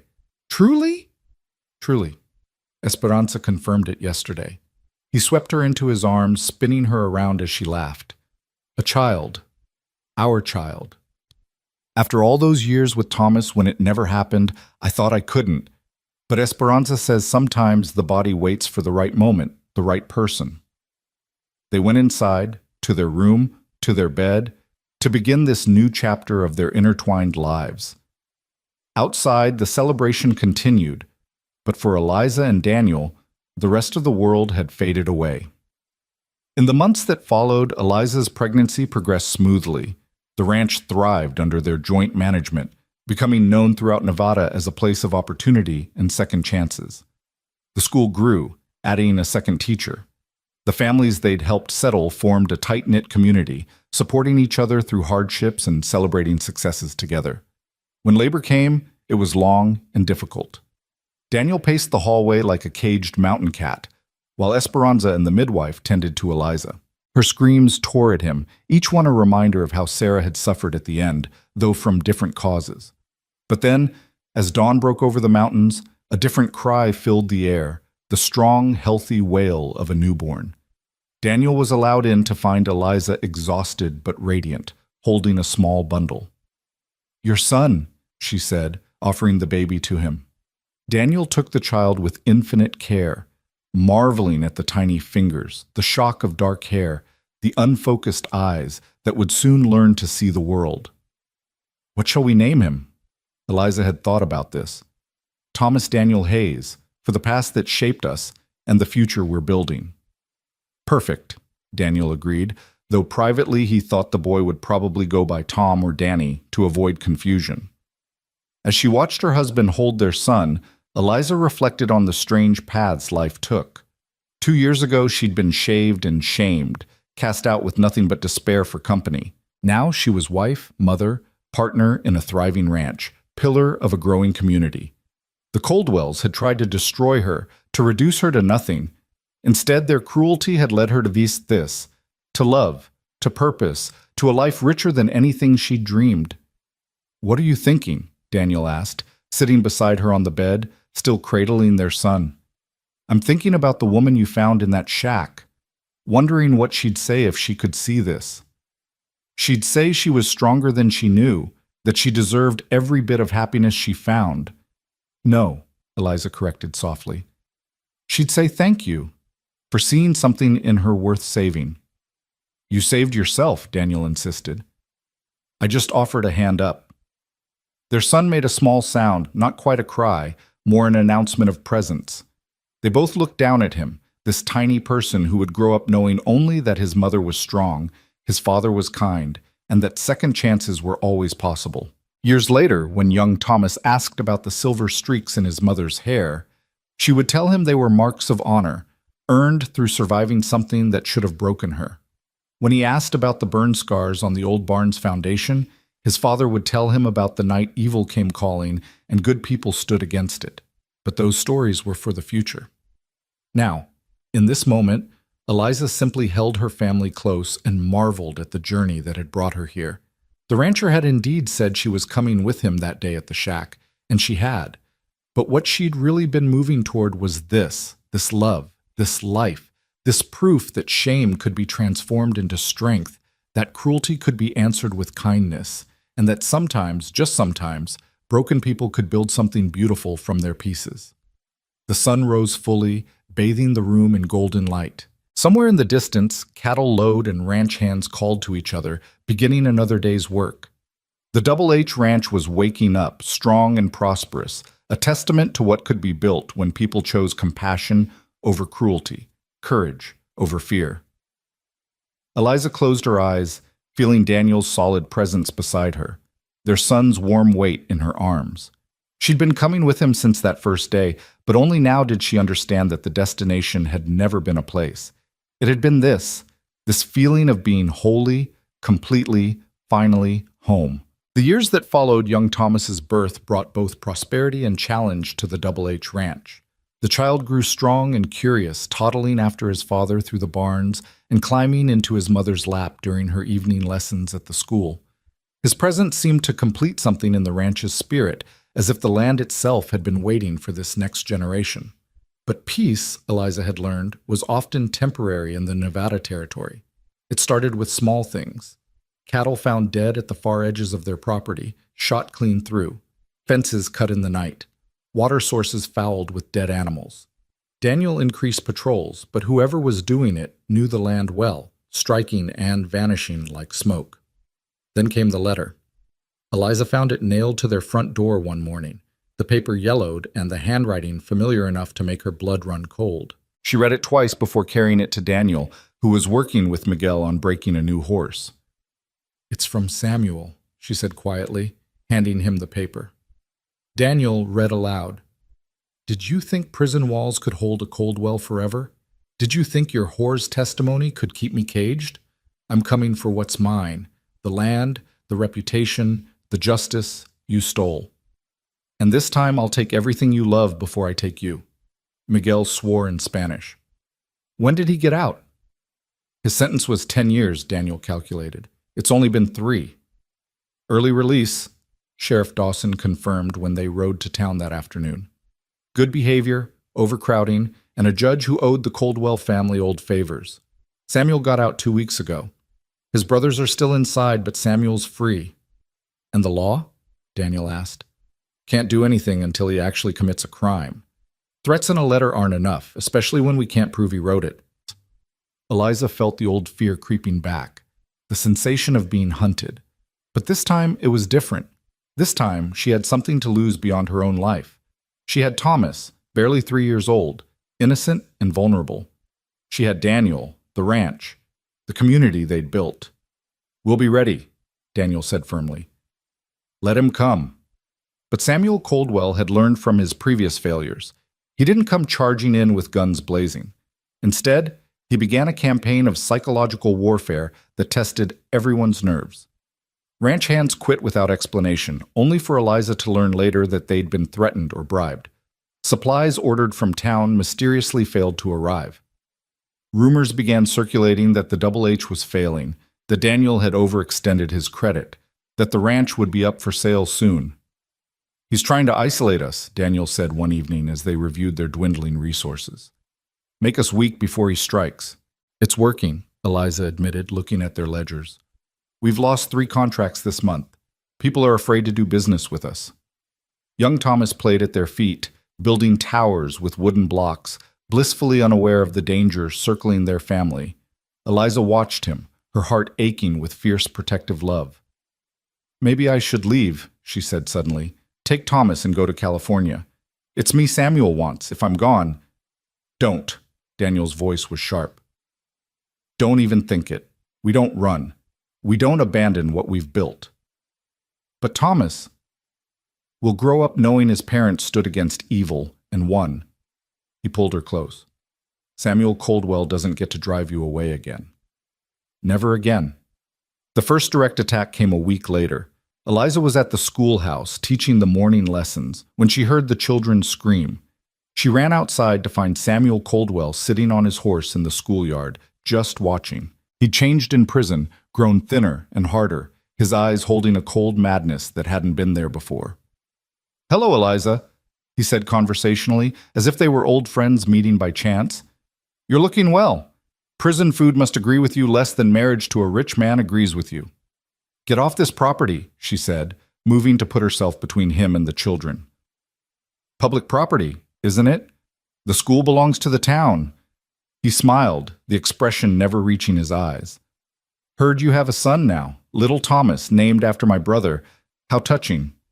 The threat in his voice was unmistakable. Eliza's hand went to the small pistol Daniel had insisted she carry, hidden in her skirts. "If you come near my son—" "What? You'll shoot me? In front of all these children?" He laughed, the sound like breaking glass. "You always were dramatic. Shaving your head wasn't enough of a lesson, apparently." Jack Brennan appeared then, rifle in hand, accompanied by 2 other ranch hands. They'd been watching the school since Samuel's release, though Eliza hadn't known it until now. "Time to move along, Coldwell," Jack said steadily. Samuel looked at the armed men and shrugged. "Just paying a social call. No law against that." He touched his hat mockingly to Eliza. "Give my regards to your husband. Tell him I'll be seeing him soon." After he rode off, Eliza's hands shook so badly she had to dismiss school early. Jack escorted her back to the ranch, where she found Daniel already aware of the encounter. "That's it," he said. "You and Thomas are going to stay in the house. No more teaching until this is resolved." "I won't be a prisoner in my own home," Eliza protested. "Better a temporary prisoner than a permanent victim." His voice softened. "Please, Eliza. I can't protect you if I don't know where you are." And she agreed reluctantly, and for 2 weeks, an uneasy quiet settled over the ranch. Guards were posted, patrols increased. Everyone waited for Samuel to make his move. It came on a moonless night, swift and brutal. Eliza woke to the sound of gunfire and Daniel leaping from their bed, already reaching for his weapons. "Stay here," he commanded. "Bar the door. Don't open it for anyone but me or Miguel." He was gone before she could protest. More gunshots echoed across the ranch, accompanied by shouts and the thunder of horses. Eliza grabbed her own rifle and took position by the window, her heart pounding. Young Thomas stirred in his crib in the corner of their room. They'd moved him there for safety. "Mama?" he called sleepily. "Shh, sweetheart. Just some noise outside. Go back to sleep." But the battle outside was escalating. She could see muzzle flashes in the darkness, hear Daniel's voice shouting orders. Then, terrifyingly, she heard something else, the crackling of fire. They were trying to burn the ranch again. A crash came from downstairs. Someone had broken through a window. Eliza heard boots on the stairs, measured and deliberate. She aimed her rifle at the door, trying to steady her breathing. "Eliza," Samuel's voice came through the wood, almost gentle. "Open the door. We have unfinished business." "Go to hell, Samuel." Such language from a lady. What would Thomas think? The first Thomas, I mean. My brother. The one you dishonored. I never dishonored him. I loved him, stayed with him, held him while he died. You're the one who dishonored his memory. The door handle rattled. Then came the sound of something hitting the door. An axe, she realized with terror. He was chopping his way in. Thomas started crying, frightened by the noise. The sound seemed to drive Samuel into a frenzy. The axe blows came faster, wood splintering with each impact. Eliza made a decision. She grabbed Thomas from his crib, opened the window, and climbed out onto the porch roof. The battle still raged below, but she had to get her son to safety. "Mama's scared," Thomas whimpered, clinging to her neck. "Mama's here," she whispered. "We're going on an adventure." She made her way across the roof to where it connected with the barn, the new barn, built after the fire. Just as she reached it, she heard Samuel crash through the bedroom door behind them. "Running again, Eliza?" he called. "Just like that day at your house? But there's nowhere to run now." She slipped through the barn's loft window. Thomas clutched against her chest. The hay provided some cover, but she could hear Samuel following, his boots heavy on the roof. Down below, the battle was turning. She could see Daniel and Miguel driving back the attackers, hired guns, not the other Coldwell brothers who were still in prison. But they didn't know Samuel was up here with her. "Found you," Samuel said, appearing at the loft window. Eliza raised her rifle with one arm, the other holding Thomas. "Stay back." "You won't shoot, not while holding the boy. You might drop him." He climbed through the window, confident in her disadvantage. But Eliza had learned something in the years since he'd shaved her in that dusty yard. She'd learned that sometimes survival required doing the impossible. She set Thomas down in the hay, whispered, "Stay here, baby," and faced Samuel fully. "There you are," he said with satisfaction. "The real you. Not the lady of the manor you've been pretending to be, but the scared little nobody who thought she could marry into the Coldwell family." "I'm not scared anymore," Eliza said, and found it was true. "I'm angry. You took everything from me once. You tried to break me, but all you did was show me how strong I could be." "Strong?" He laughed bitterly. "You were nothing, a bald, pathetic creature crying in the dirt. I made you nothing." "No," she said firmly. "You freed me. From the Coldwells, from fear, from the small life I'd been living. Every cruel thing you did led me here, to Daniel, to this ranch, to my son, to a life bigger and better than anything you could imagine." His face contorted with rage. "You should have disappeared. Should have had the decency to vanish after what you did to my family." "What I did? I existed, Samuel. I married your brother and loved him and stayed with him until the end. My only crime was not being the woman you wanted him to marry."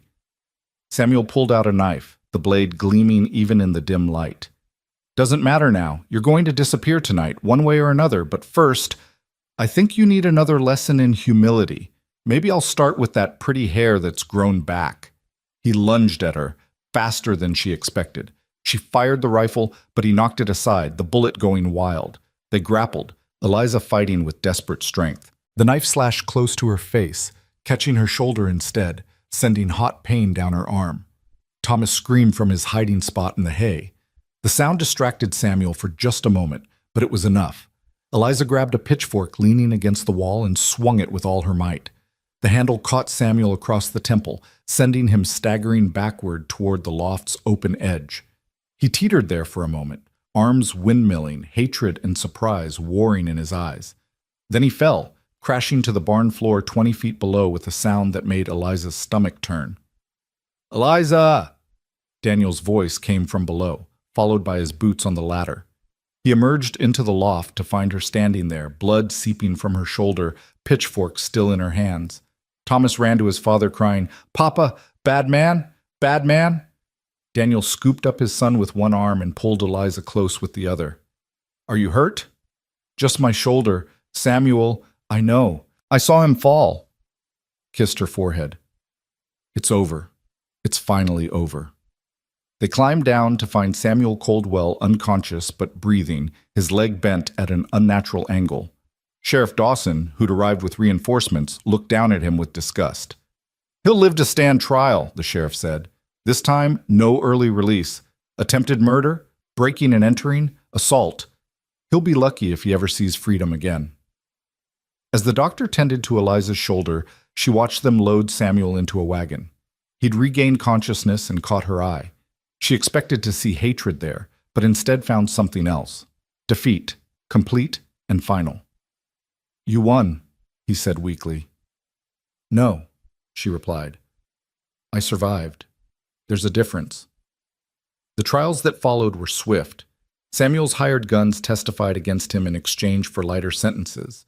The attack on the ranch, the attempted murder of Eliza and threat to young Thomas, it was all laid bare. This time, the judge showed no leniency. Samuel Coldwell would spend the rest of his life in prison. Margaret Coldwell, who'd returned for the trial, approached Eliza afterward. She looked older, worn down by the weight of her family's sins. I came to ask you something, Margaret said quietly. My brothers, all of them, they're lost to their own hatred. But I have nieces and nephews, Samuel's children, who are suffering for their father's crimes. They're hungry, ostracized, punished for something they didn't do. Eliza studied the woman who'd wielded those shears, who'd taken such pleasure in her humiliation. But she also thought of those children, innocent as her own Thomas. What are you asking? For mercy, for help, for the kind of compassion I denied you. It would have been easy to refuse, to let the Coldwell name die in poverty and shame. But Eliza thought of Daniel's words about walking each other home, about strength being meant for protection, not punishment. Send them to the school, she said finally. They can take meals at the ranch. We'll see they don't go hungry. Margaret's eyes filled with tears. After everything, children aren't responsible for their parents' sins. I won't let them suffer for what Samuel did.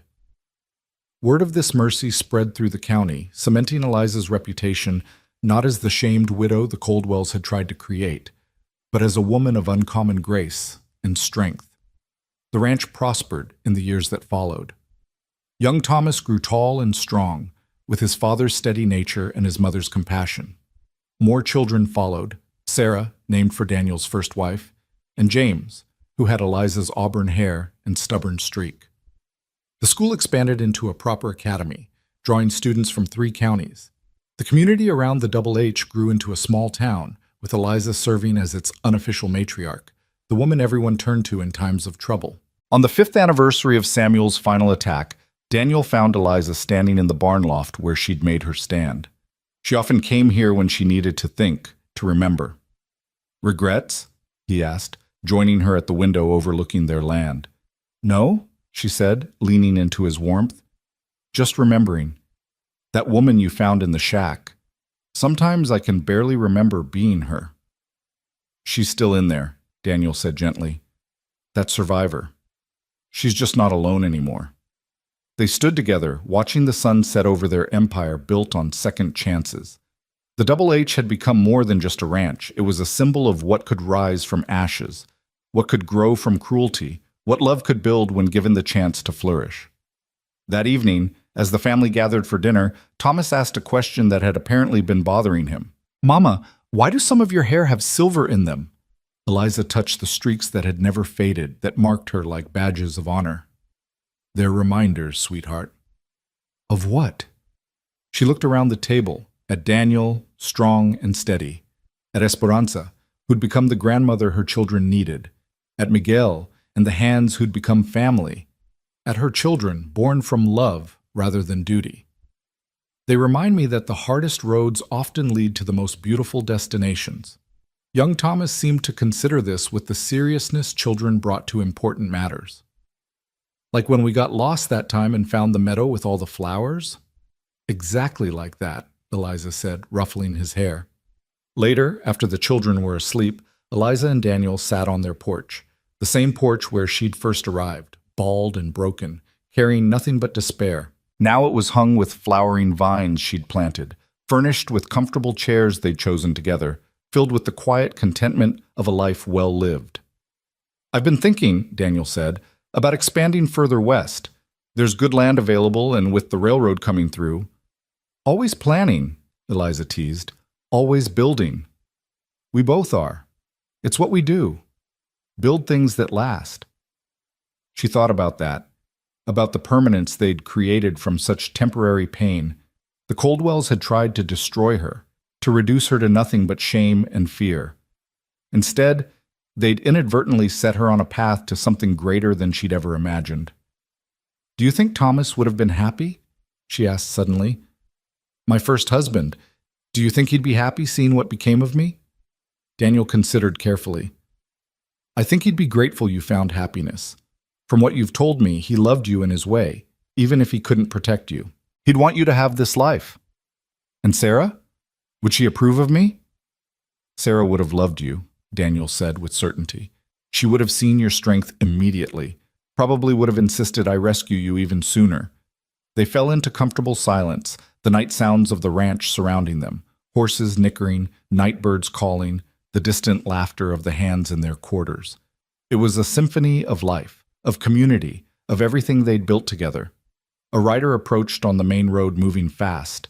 They both tensed from old habit, but it was just Jack Brennan returning from town with the mail. He swung by the house, tipping his hat. "Letter for you, Mrs. Hayes," he said, handing over an envelope. "From California." Eliza opened it, reading by the porch light. Her face went through several expressions before settling on wonder. "What is it?" Daniel asked. "It's from a publisher in San Francisco. They've heard about our school, about what we've built here. They want me to write a book about education on the frontier, about building communities from nothing." "That's wonderful. You'll do it, of course." Eliza looked at the letter again, then at the ranch spread before them, then at her husband's proud face. "You know what? I think I will. But not just about education, about second chances, about how the worst things that happen to us can sometimes lead to the best." "What will you call it?" She thought for a moment, then smiled. "Coming with me, a story of survival and grace." Daniel laughed. "Perfect. Though you might want to explain the title." "I'll start with a woman, shaved and shamed, huddled in a shack with nothing left to lose, and a rancher who rides up and says simply, 'You're coming with me.' And how those 4 words changed everything." "It's a good story," Daniel agreed. "The best kind. One that's true." As they headed inside, Eliza paused at the door, looking back at the night sky studded with stars. Somewhere out there, Samuel Coldwell sat in a prison cell, consumed by the hatred that had destroyed his life. His brothers would join him soon enough, their sentences extended for failed attempts to continue their vendetta from behind bars. But here, on the Double H Ranch, life flourished. Children learned and grew. Families found shelter and second chances. Love had built something lasting from the ashes of cruelty. The woman who'd once been shorn like a sheep, who'd been marked for shame and exile, had become the heart of an empire of compassion. She'd written her own story over the one the Coldwells had tried to force on her, and it was a story of triumph. "Coming?" Daniel called from inside. "Always," she replied, and followed him into their home. The next morning brought the usual chaos of a ranch awakening, children demanding breakfast, hands needing direction, 100 small decisions that kept the place running. But Eliza moved through it all with unusual purpose. She had a book to write, a story to tell. She set up a writing desk by the window in the library they'd built, overlooking the mountains. As she dipped her pen in ink and began to write, she could see young Thomas playing in the yard with his siblings, their laughter carrying on the morning breeze. "Chapter 1, she wrote, "The worst day." She paused, remembering that morning when Margaret Coldwell had arrived with those shears, when her world had collapsed into dust and shame. Then she continued writing, her hand steady and sure. The story poured out of her, not just her own tale, but the stories of everyone who'd found refuge at the Double H, the former slave who'd become their best horseman, the Chinese family who'd built a thriving garden that fed half the county, the widows and orphans who'd found not just shelter, but purpose and dignity. As she wrote, Daniel would sometimes stand in the doorway, watching her work with quiet pride. Esperanza would bring her tea and sit for a while, adding details Eliza had forgotten. Even the children contributed, young Thomas particularly interested in the parts about the bad man he barely remembered. 6 months later, the manuscript was complete. Eliza wrapped it carefully and sent it to San Francisco with a prayer and a hope. The response came faster than expected. They wanted to publish it immediately. More than that, they wanted her to come to the city for a series of lectures about frontier education and community building. "You should go," Daniel said immediately. "This is important." "Come with me," she said, echoing his words from so many years ago. So they went together, bringing the children to see the ocean for the first time. In San Francisco, Eliza stood before audiences of hundreds, telling her story with the same clear voice that had once confronted the Coldwells in a dusty street. She didn't hide what had been done to her. She showed them the silver streaks in her hair, told them about the shearing, about the shame that had been meant to destroy her.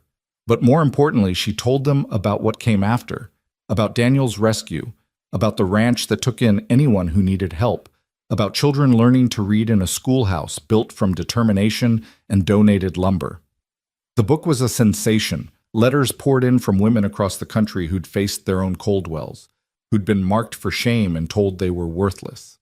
Eliza answered every one, telling them what Daniel had told her, that broken things, when mended properly, were often stronger than before. But fame wasn't what mattered. What mattered was coming home to the Double H, to the life they'd built. The ranch had grown in their absence, well managed by Miguel and Esperanza. New families had arrived, drawn by the book's story. The school had 3 teachers now. One evening, as Eliza was teaching her own children their letters by lamplight, young Thomas asked, "Mama, will you tell us the story again? About the rancher who saved you?" Sarah chimed in, "Please, Mama, the one where Papa was a hero." Eliza glanced at Daniel, who was pretending to read his newspaper but was clearly listening. "Your papa was a hero," she agreed. "But you want to know a secret? So was I." "You were?" James asked, wide-eyed. "The bravest kind of hero," Daniel said, setting aside his paper. "The kind who refuses to let evil win, even when it seems impossible to fight." Eliza gathered her children close, feeling the solid warmth of them, the miracle of their existence. "Once upon a time," she began, "there was a woman who thought she'd lost everything, but she learned that losing everything can sometimes mean finding who you really are." As she told the story, their story, she felt the truth of it settle into her bones. Every cruel act the Coldwells had committed had been transformed into fuel for something better. Their hatred had become her foundation for love. Their attempt to shame her had become her source of strength. The lamp burned low as the story continued, the children fighting sleep to hear the ending they knew by heart. How the rancher had said those 4 magical words, "You're coming with me." How the woman had found the courage to say yes. How they'd built something beautiful from the ashes of something ugly. When the children finally dozed off, Daniel carried them to bed one by one. Then he returned to find Eliza still sitting by the dying fire, lost in thought. "Where did you go?" he asked gently. "Just remembering. That first night here, I was so certain I didn't deserve this kindness, that I was too damaged, too broken to ever be whole again. And now?" She stood and went to him, wrapping her arms around his solid warmth. "Now I know that we're all broken somehow, but we're also all capable of healing, of growing, of becoming more than our worst moments."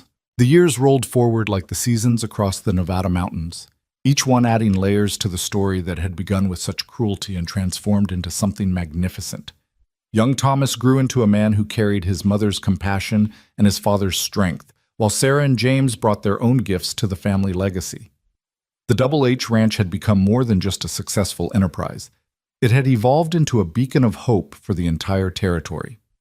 20 years had passed since that terrible morning when the Coldwells had wielded their shears, and on this particular autumn day, Eliza stood in the cemetery behind the original Morton homestead.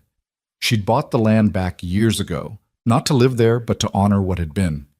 Thomas's grave stood neat and tended, fresh flowers placed there weekly by her own hand. "Hello, Thomas," she said quietly, as she always did during these visits. "Your nephew is getting married next week. Samuel's boy, the one Margaret asked me to help all those years ago. He's become a doctor. Can you imagine? He's nothing like his father." The wind rustled through the grass, and she pulled her shawl tighter. Her hair, now completely silver, caught the afternoon light. The streaks that had once marked her shame had spread until her entire head gleamed like moonlight, beautiful in its own way. "Mrs. Hayes?" She turned to find a young woman standing hesitantly at the cemetery gate. She was perhaps 25, with tired eyes and clothes that had been mended too many times. But it was what Eliza saw beneath the scarf wrapped around the woman's head that made her heart clench, the telltale unevenness of hair that had been forcibly cut. "Yes," Eliza said gently, already knowing why this woman had come. I heard about you, about what happened to you, about how you survived it." The woman's voice broke. "My husband's family, after he died in the mining accident last month, they said I was to blame, said I was a curse. She touched her covered head. "Come with me," Eliza said, the words coming as naturally as breathing. She held out her hand, and after a moment's hesitation, the young woman took it. They rode back to the Double H in comfortable silence, the young woman, Ruth was her name, staring in wonder at the sprawling ranch, the children playing in the schoolyard, the obvious prosperity and peace of the place. "All this came from," Ruth started. "From refusing to let cruelty have the last word," Eliza finished, "from choosing to build rather than break." Daniel was on the porch when they arrived, his hair now white as fresh snow, but his bearing still strong. He took one look at Ruth and understood immediately. "Esperanza," he called, "we have a guest for dinner." Esperanza, now in her 70s but still formidable, emerged and immediately took charge of Ruth, whisking her away for a hot bath and fresh clothes. It was a dance they'd performed many times over the years, taking in the broken and beginning the slow work of healing. That evening, as the extended family and ranch hands gathered for dinner, Ruth sat in wonder at the long table.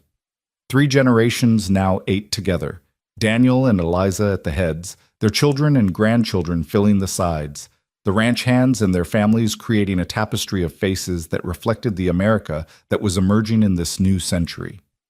Young Thomas, now grown with children of his own, raised a toast.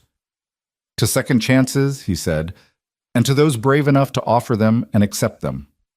As glasses clinked, Eliza caught Ruth's eye and smiled. The young woman's scarf had slipped, revealing the patchy stubble beneath, but no one stared or commented. Everyone at this table understood that scars were just evidence of survival.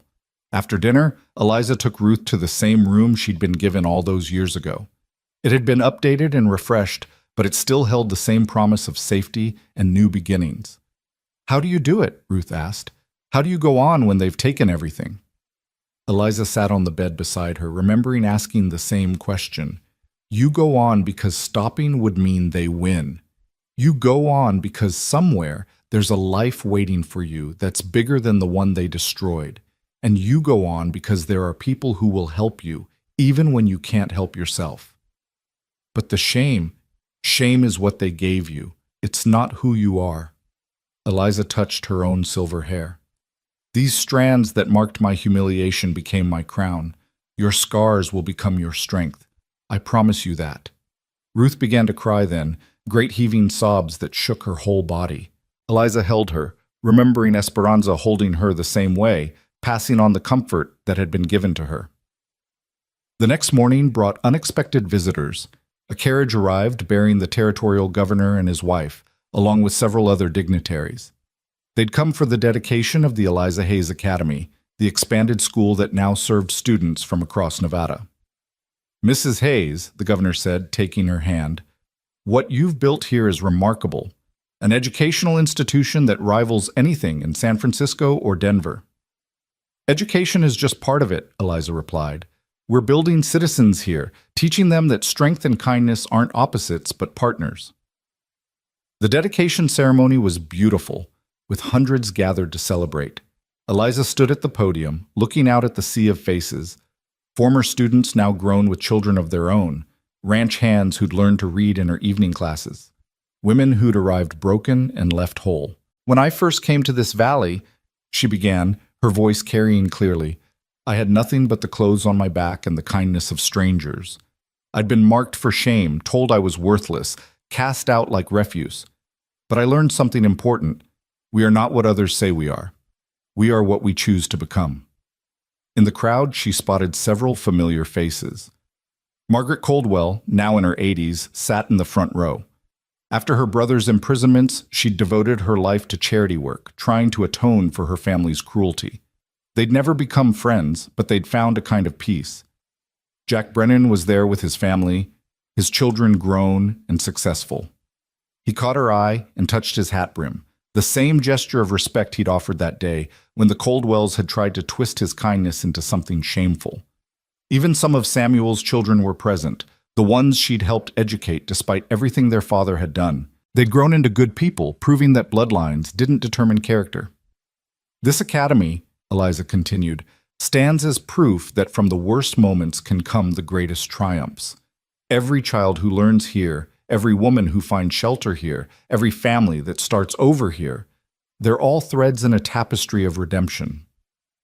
After the ceremony, as people mingled and celebrated, Daniel found her standing alone by the old barn, not the original that had burned, but its replacement, now weathered by its own decades of service. "Proud of you," he said simply, as he always did. "We did this together," she replied, as she always did. "No," he said, more serious than usual. "You did this. I just gave you a place to start. Everything else, the school, the book, the way this ranch became a sanctuary, that was you." Before she could respond, a commotion arose from the main house. They hurried over to find a wagon arriving with a woman and 3 children. The woman was bruised, her children terrified, and Eliza recognized the look in her eyes, the same desperate hope she'd once carried. Without hesitation, Eliza stepped forward. "You're safe now," she said. "Whatever happened, whoever hurt you, they can't reach you here." The woman collapsed into tears of relief, and Esperanza's daughter Maria, who'd taken over much of her mother's role, immediately took charge, leading them inside. "How many is that now?" Daniel asked quietly. "I stopped counting at 100, Eliza replied. "Numbers don't matter. Each one matters." That evening, as the celebration continued into the night with music and dancing, Eliza found herself in her study, working on her latest book. This one was about the women who'd passed through the Double H, their stories of survival and triumph. Ruth knocked and entered, carrying tea. "Thank you," Ruth said, setting down the tray, "for everything. You don't need to serve. I want to. It helps to be useful." Ruth hesitated. "Can I ask you something? Do you ever think about what would have happened if that rancher, if Mr. Hayes, hadn't found you?" Eliza set down her pen and considered. I used to torment myself with what ifs, but then I realized something. Daniel didn't save me by accident. I believe we find the help we need when we need it most, even if we don't recognize it at first." "You really believe that?" "I do, because I've seen it happen too many times to be coincidence. Every woman who's found her way here, every child who's been given a second chance, they all arrived exactly when they needed to." Ruth touched her covered head self-consciously. "When will it stop hurting? The shame?" "It never fully goes away," Eliza said honestly, "but it transforms. What feels like a wound becomes a scar, then the scar becomes a story, and the story becomes strength. One day you'll tell someone else what you survived, and they'll find hope in your healing." As Ruth left, Eliza returned to her writing. The house was full of music and laughter, the sounds of a community that had grown from seeds of sorrow. Through her window, she could see couples dancing in the yard, lanterns strung between the trees creating pools of golden light. Daniel appeared in the doorway. "There's someone here to see you." She followed him outside to find an elderly man she didn't recognize, weathered and bent but with keen eyes. He held his hat in gnarled hands. "Mrs. Hayes, you won't remember me. Name's Weber, Herman Weber. I was the one who drove past that day, when the Coldwells—" Eliza's breath caught. She did remember, the wagon that had rolled by without stopping, the man who'd looked away from her humiliation. "I've carried that shame for 20 years, he continued, his voice rough with emotion. "I was a coward. I saw what they were doing and I did nothing. I've come to apologize, though I know it's far too late." "It's never too late," Eliza said softly. "You were afraid. They'd cultivated that fear for years. You don't understand. My own wife, back in the old country, she suffered something similar. I promised myself when I came to America that I'd never let such things happen again. But when the moment came, I failed. Eliza reached out and took his weathered hands in hers. You're here now. That matters. I've brought something, he said, pulling out an envelope. It's not much, but I want to donate it to your school for the children who need second chances. The envelope contained a bank draft for a substantial sum, likely the man's life savings. Eliza tried to refuse, but he insisted. Please, he said, let me be part of something good. Let me help build instead of just standing by.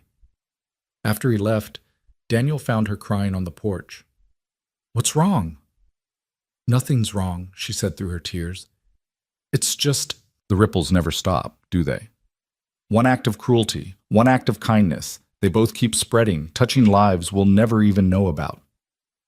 As the evening wound down and guests began departing, Eliza walked through her domain, for that's what it had become, though she'd never sought it.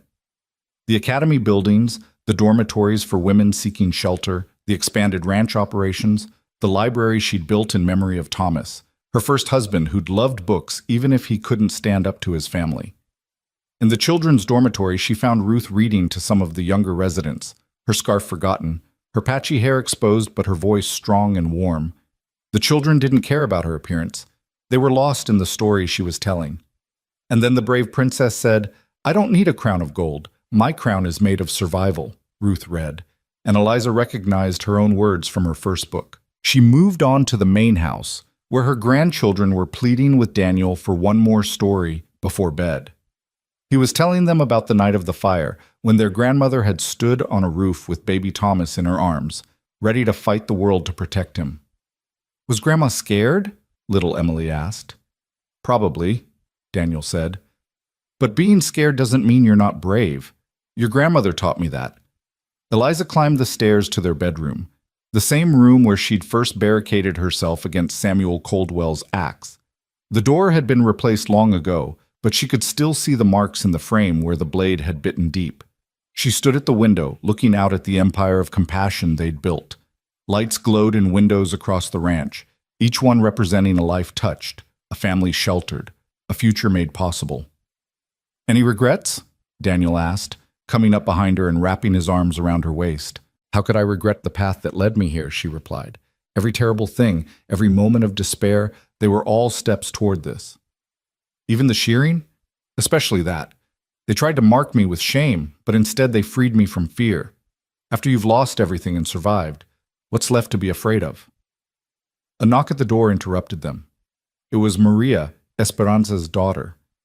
Senora, there's been word from the prison. Samuel Coldwell is dying. He's asking to see you. Eliza felt Daniel tense behind her. You don't have to go, he said. I know. She turned to face him. But I think I should, to close that chapter completely.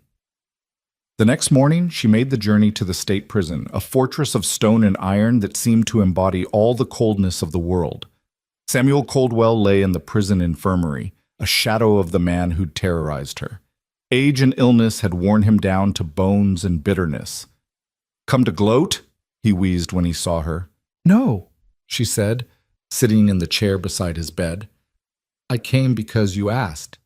He studied her, taking in the silver hair, the fine clothes, the evident health and prosperity. You won. Everything I tried to take from you, you got back tenfold. This was never about winning or losing, Samuel. It was about choosing who we wanted to be. I chose family. I chose loyalty. You chose hatred. There's a difference.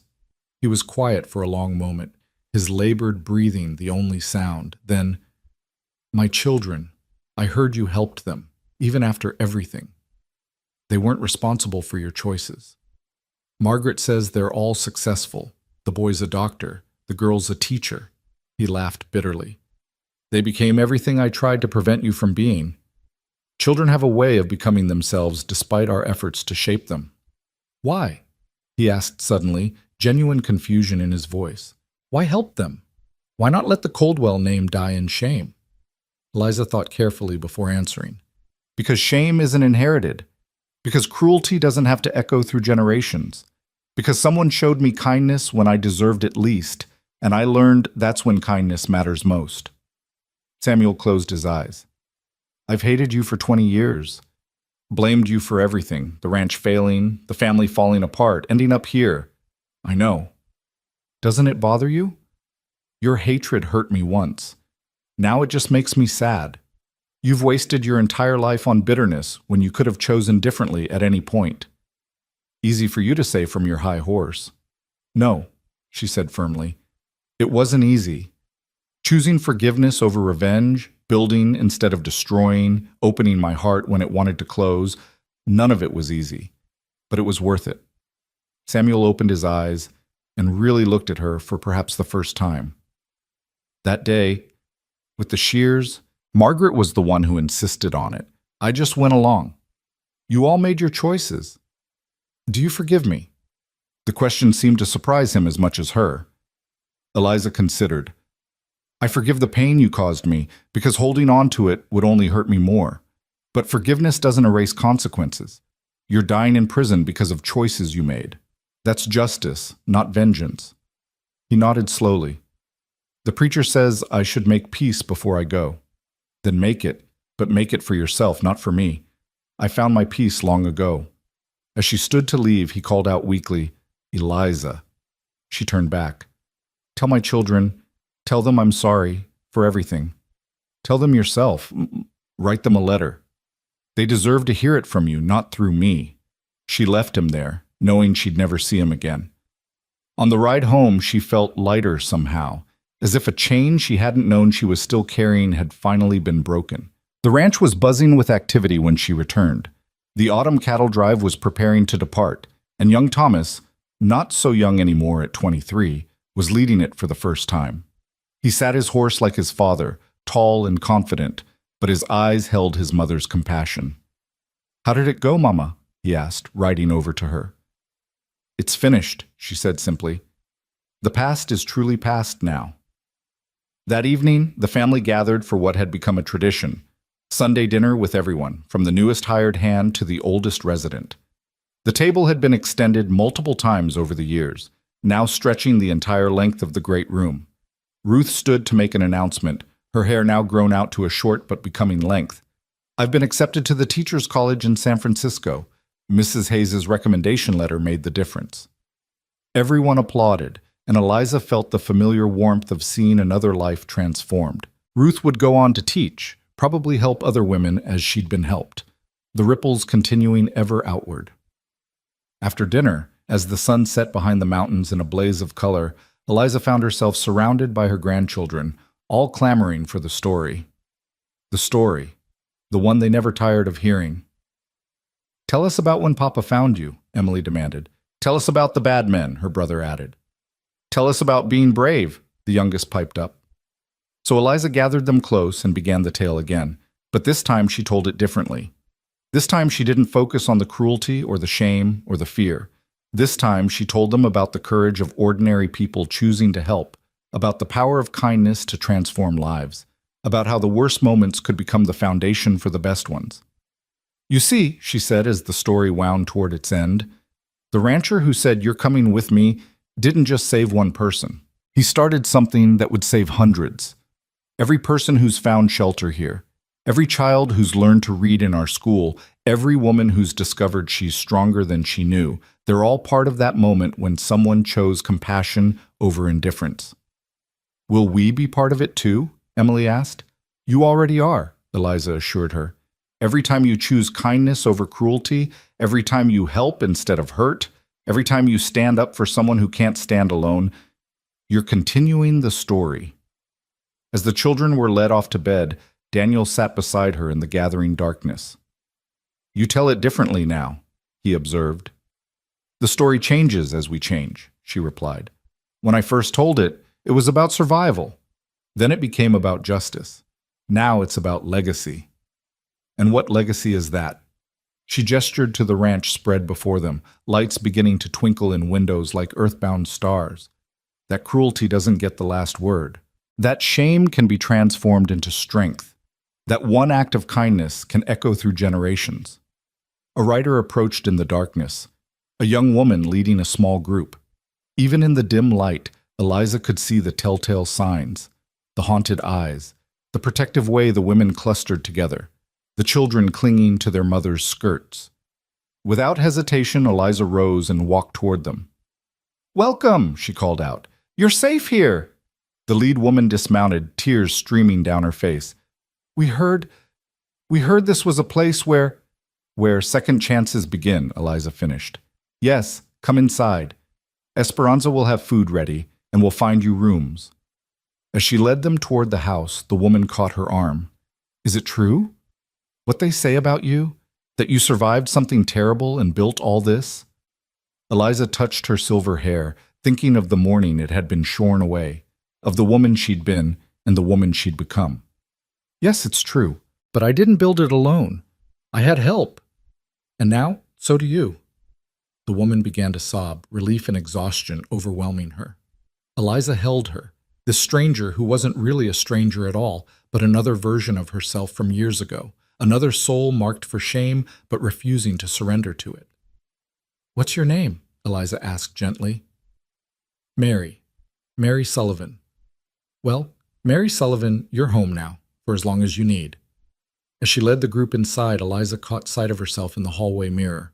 The woman looking back bore little resemblance to the shorn, desperate creature Daniel had found in that shack. This woman stood tall, silver hair gleaming like a crown, eyes filled with purpose and peace. But they were the same woman, separated only by time and the transformative power of kindness. Every gray strand was a reminder of the journey, every line on her face a map of the territory between despair and hope. Daniel appeared beside her, his reflection joining hers in the glass. "More souls to save?" "More souls to help save themselves," she corrected. "We just provide the opportunity.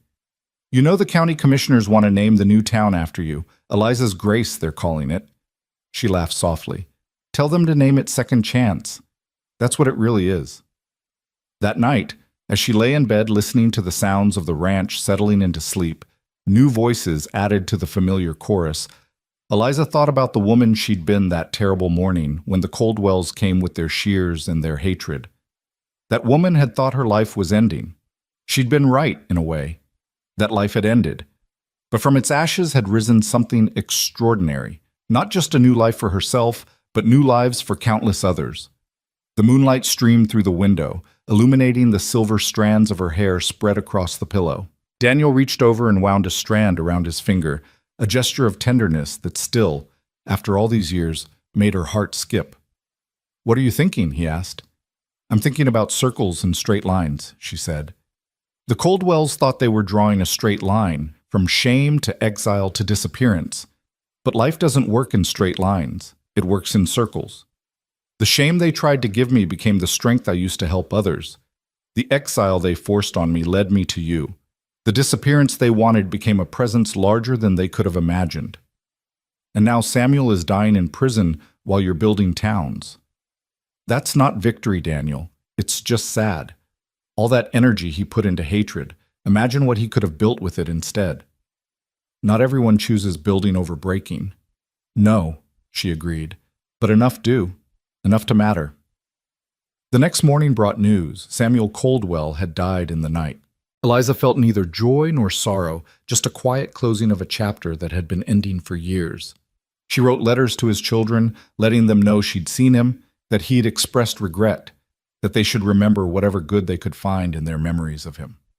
At breakfast, young Thomas made an announcement. "I've been accepted to law school in Boston." The table erupted in congratulations, but Eliza saw the worry in his eyes. "It's wonderful, son. You'll make a fine lawyer." "But the ranch—" "Will be here when you get back," Daniel said firmly, "and will benefit from having a lawyer in the family." "I want to use the law to help people," Thomas said, "the way you've used the ranch. I want to make sure no one can do what the Coldwells did ever again." Later, as Eliza walked through the school, checking on classes, she found Ruth teaching the youngest children. On the board, she'd written, "We are not what others say we are. We are what we choose to become."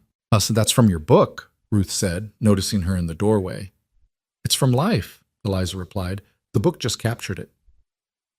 That afternoon, a telegram arrived that would change everything once again. The President of the United States was coming to Nevada, and he wanted to visit the Double H Ranch, having heard about its work with rehabilitation and education.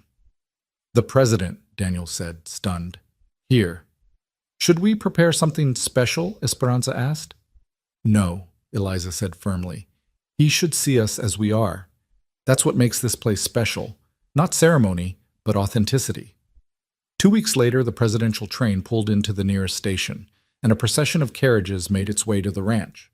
President Theodore Roosevelt, energetic and enthusiastic, bounded from his carriage almost before it stopped moving. "Mrs. Hayes," he boomed, taking her hand in both of his, "I've read your books. Extraordinary work you've done here." "Mr. President," she replied with a slight curtsy that made him laugh. "None of that. I'm here to learn from you, not the other way around." He toured the ranch with genuine interest, talking to the students, meeting the women in residence, examining the innovative irrigation systems Daniel had designed. But what seemed to move him most was the simple dignity of the place, the way everyone was treated as valuable regardless of their past. At dinner, seated at the same long table where everyone from ranch hands to refugees ate together, the president raised his glass. "I've seen many things in my travels," he said, "but rarely have I seen such a pure example of the American ideal. This ranch, this school, this community, this is what we should aspire to. Not just success, but significance. Not just prosperity, but purpose." After dinner, he asked to speak with Eliza privately. They walked together toward the old barn, the president's security detail maintaining a discreet distance. "I want to offer you a position," he said, "in Washington, leading a national initiative on education and rehabilitation. What you've done here could be done everywhere." Eliza looked out over the ranch, at the lights beginning to glow in windows, at the mountains standing eternal guard. "This is my place, Mr. President. These are my people. What we've built here can't be replicated from an office in Washington. It has to grow from the ground up, one person helping another, one community at a time. You could help thousands. I am helping thousands. Every person who leaves here whole helps others. Every teacher we train spreads what they've learned. Every book I write carries the message further." She smiled.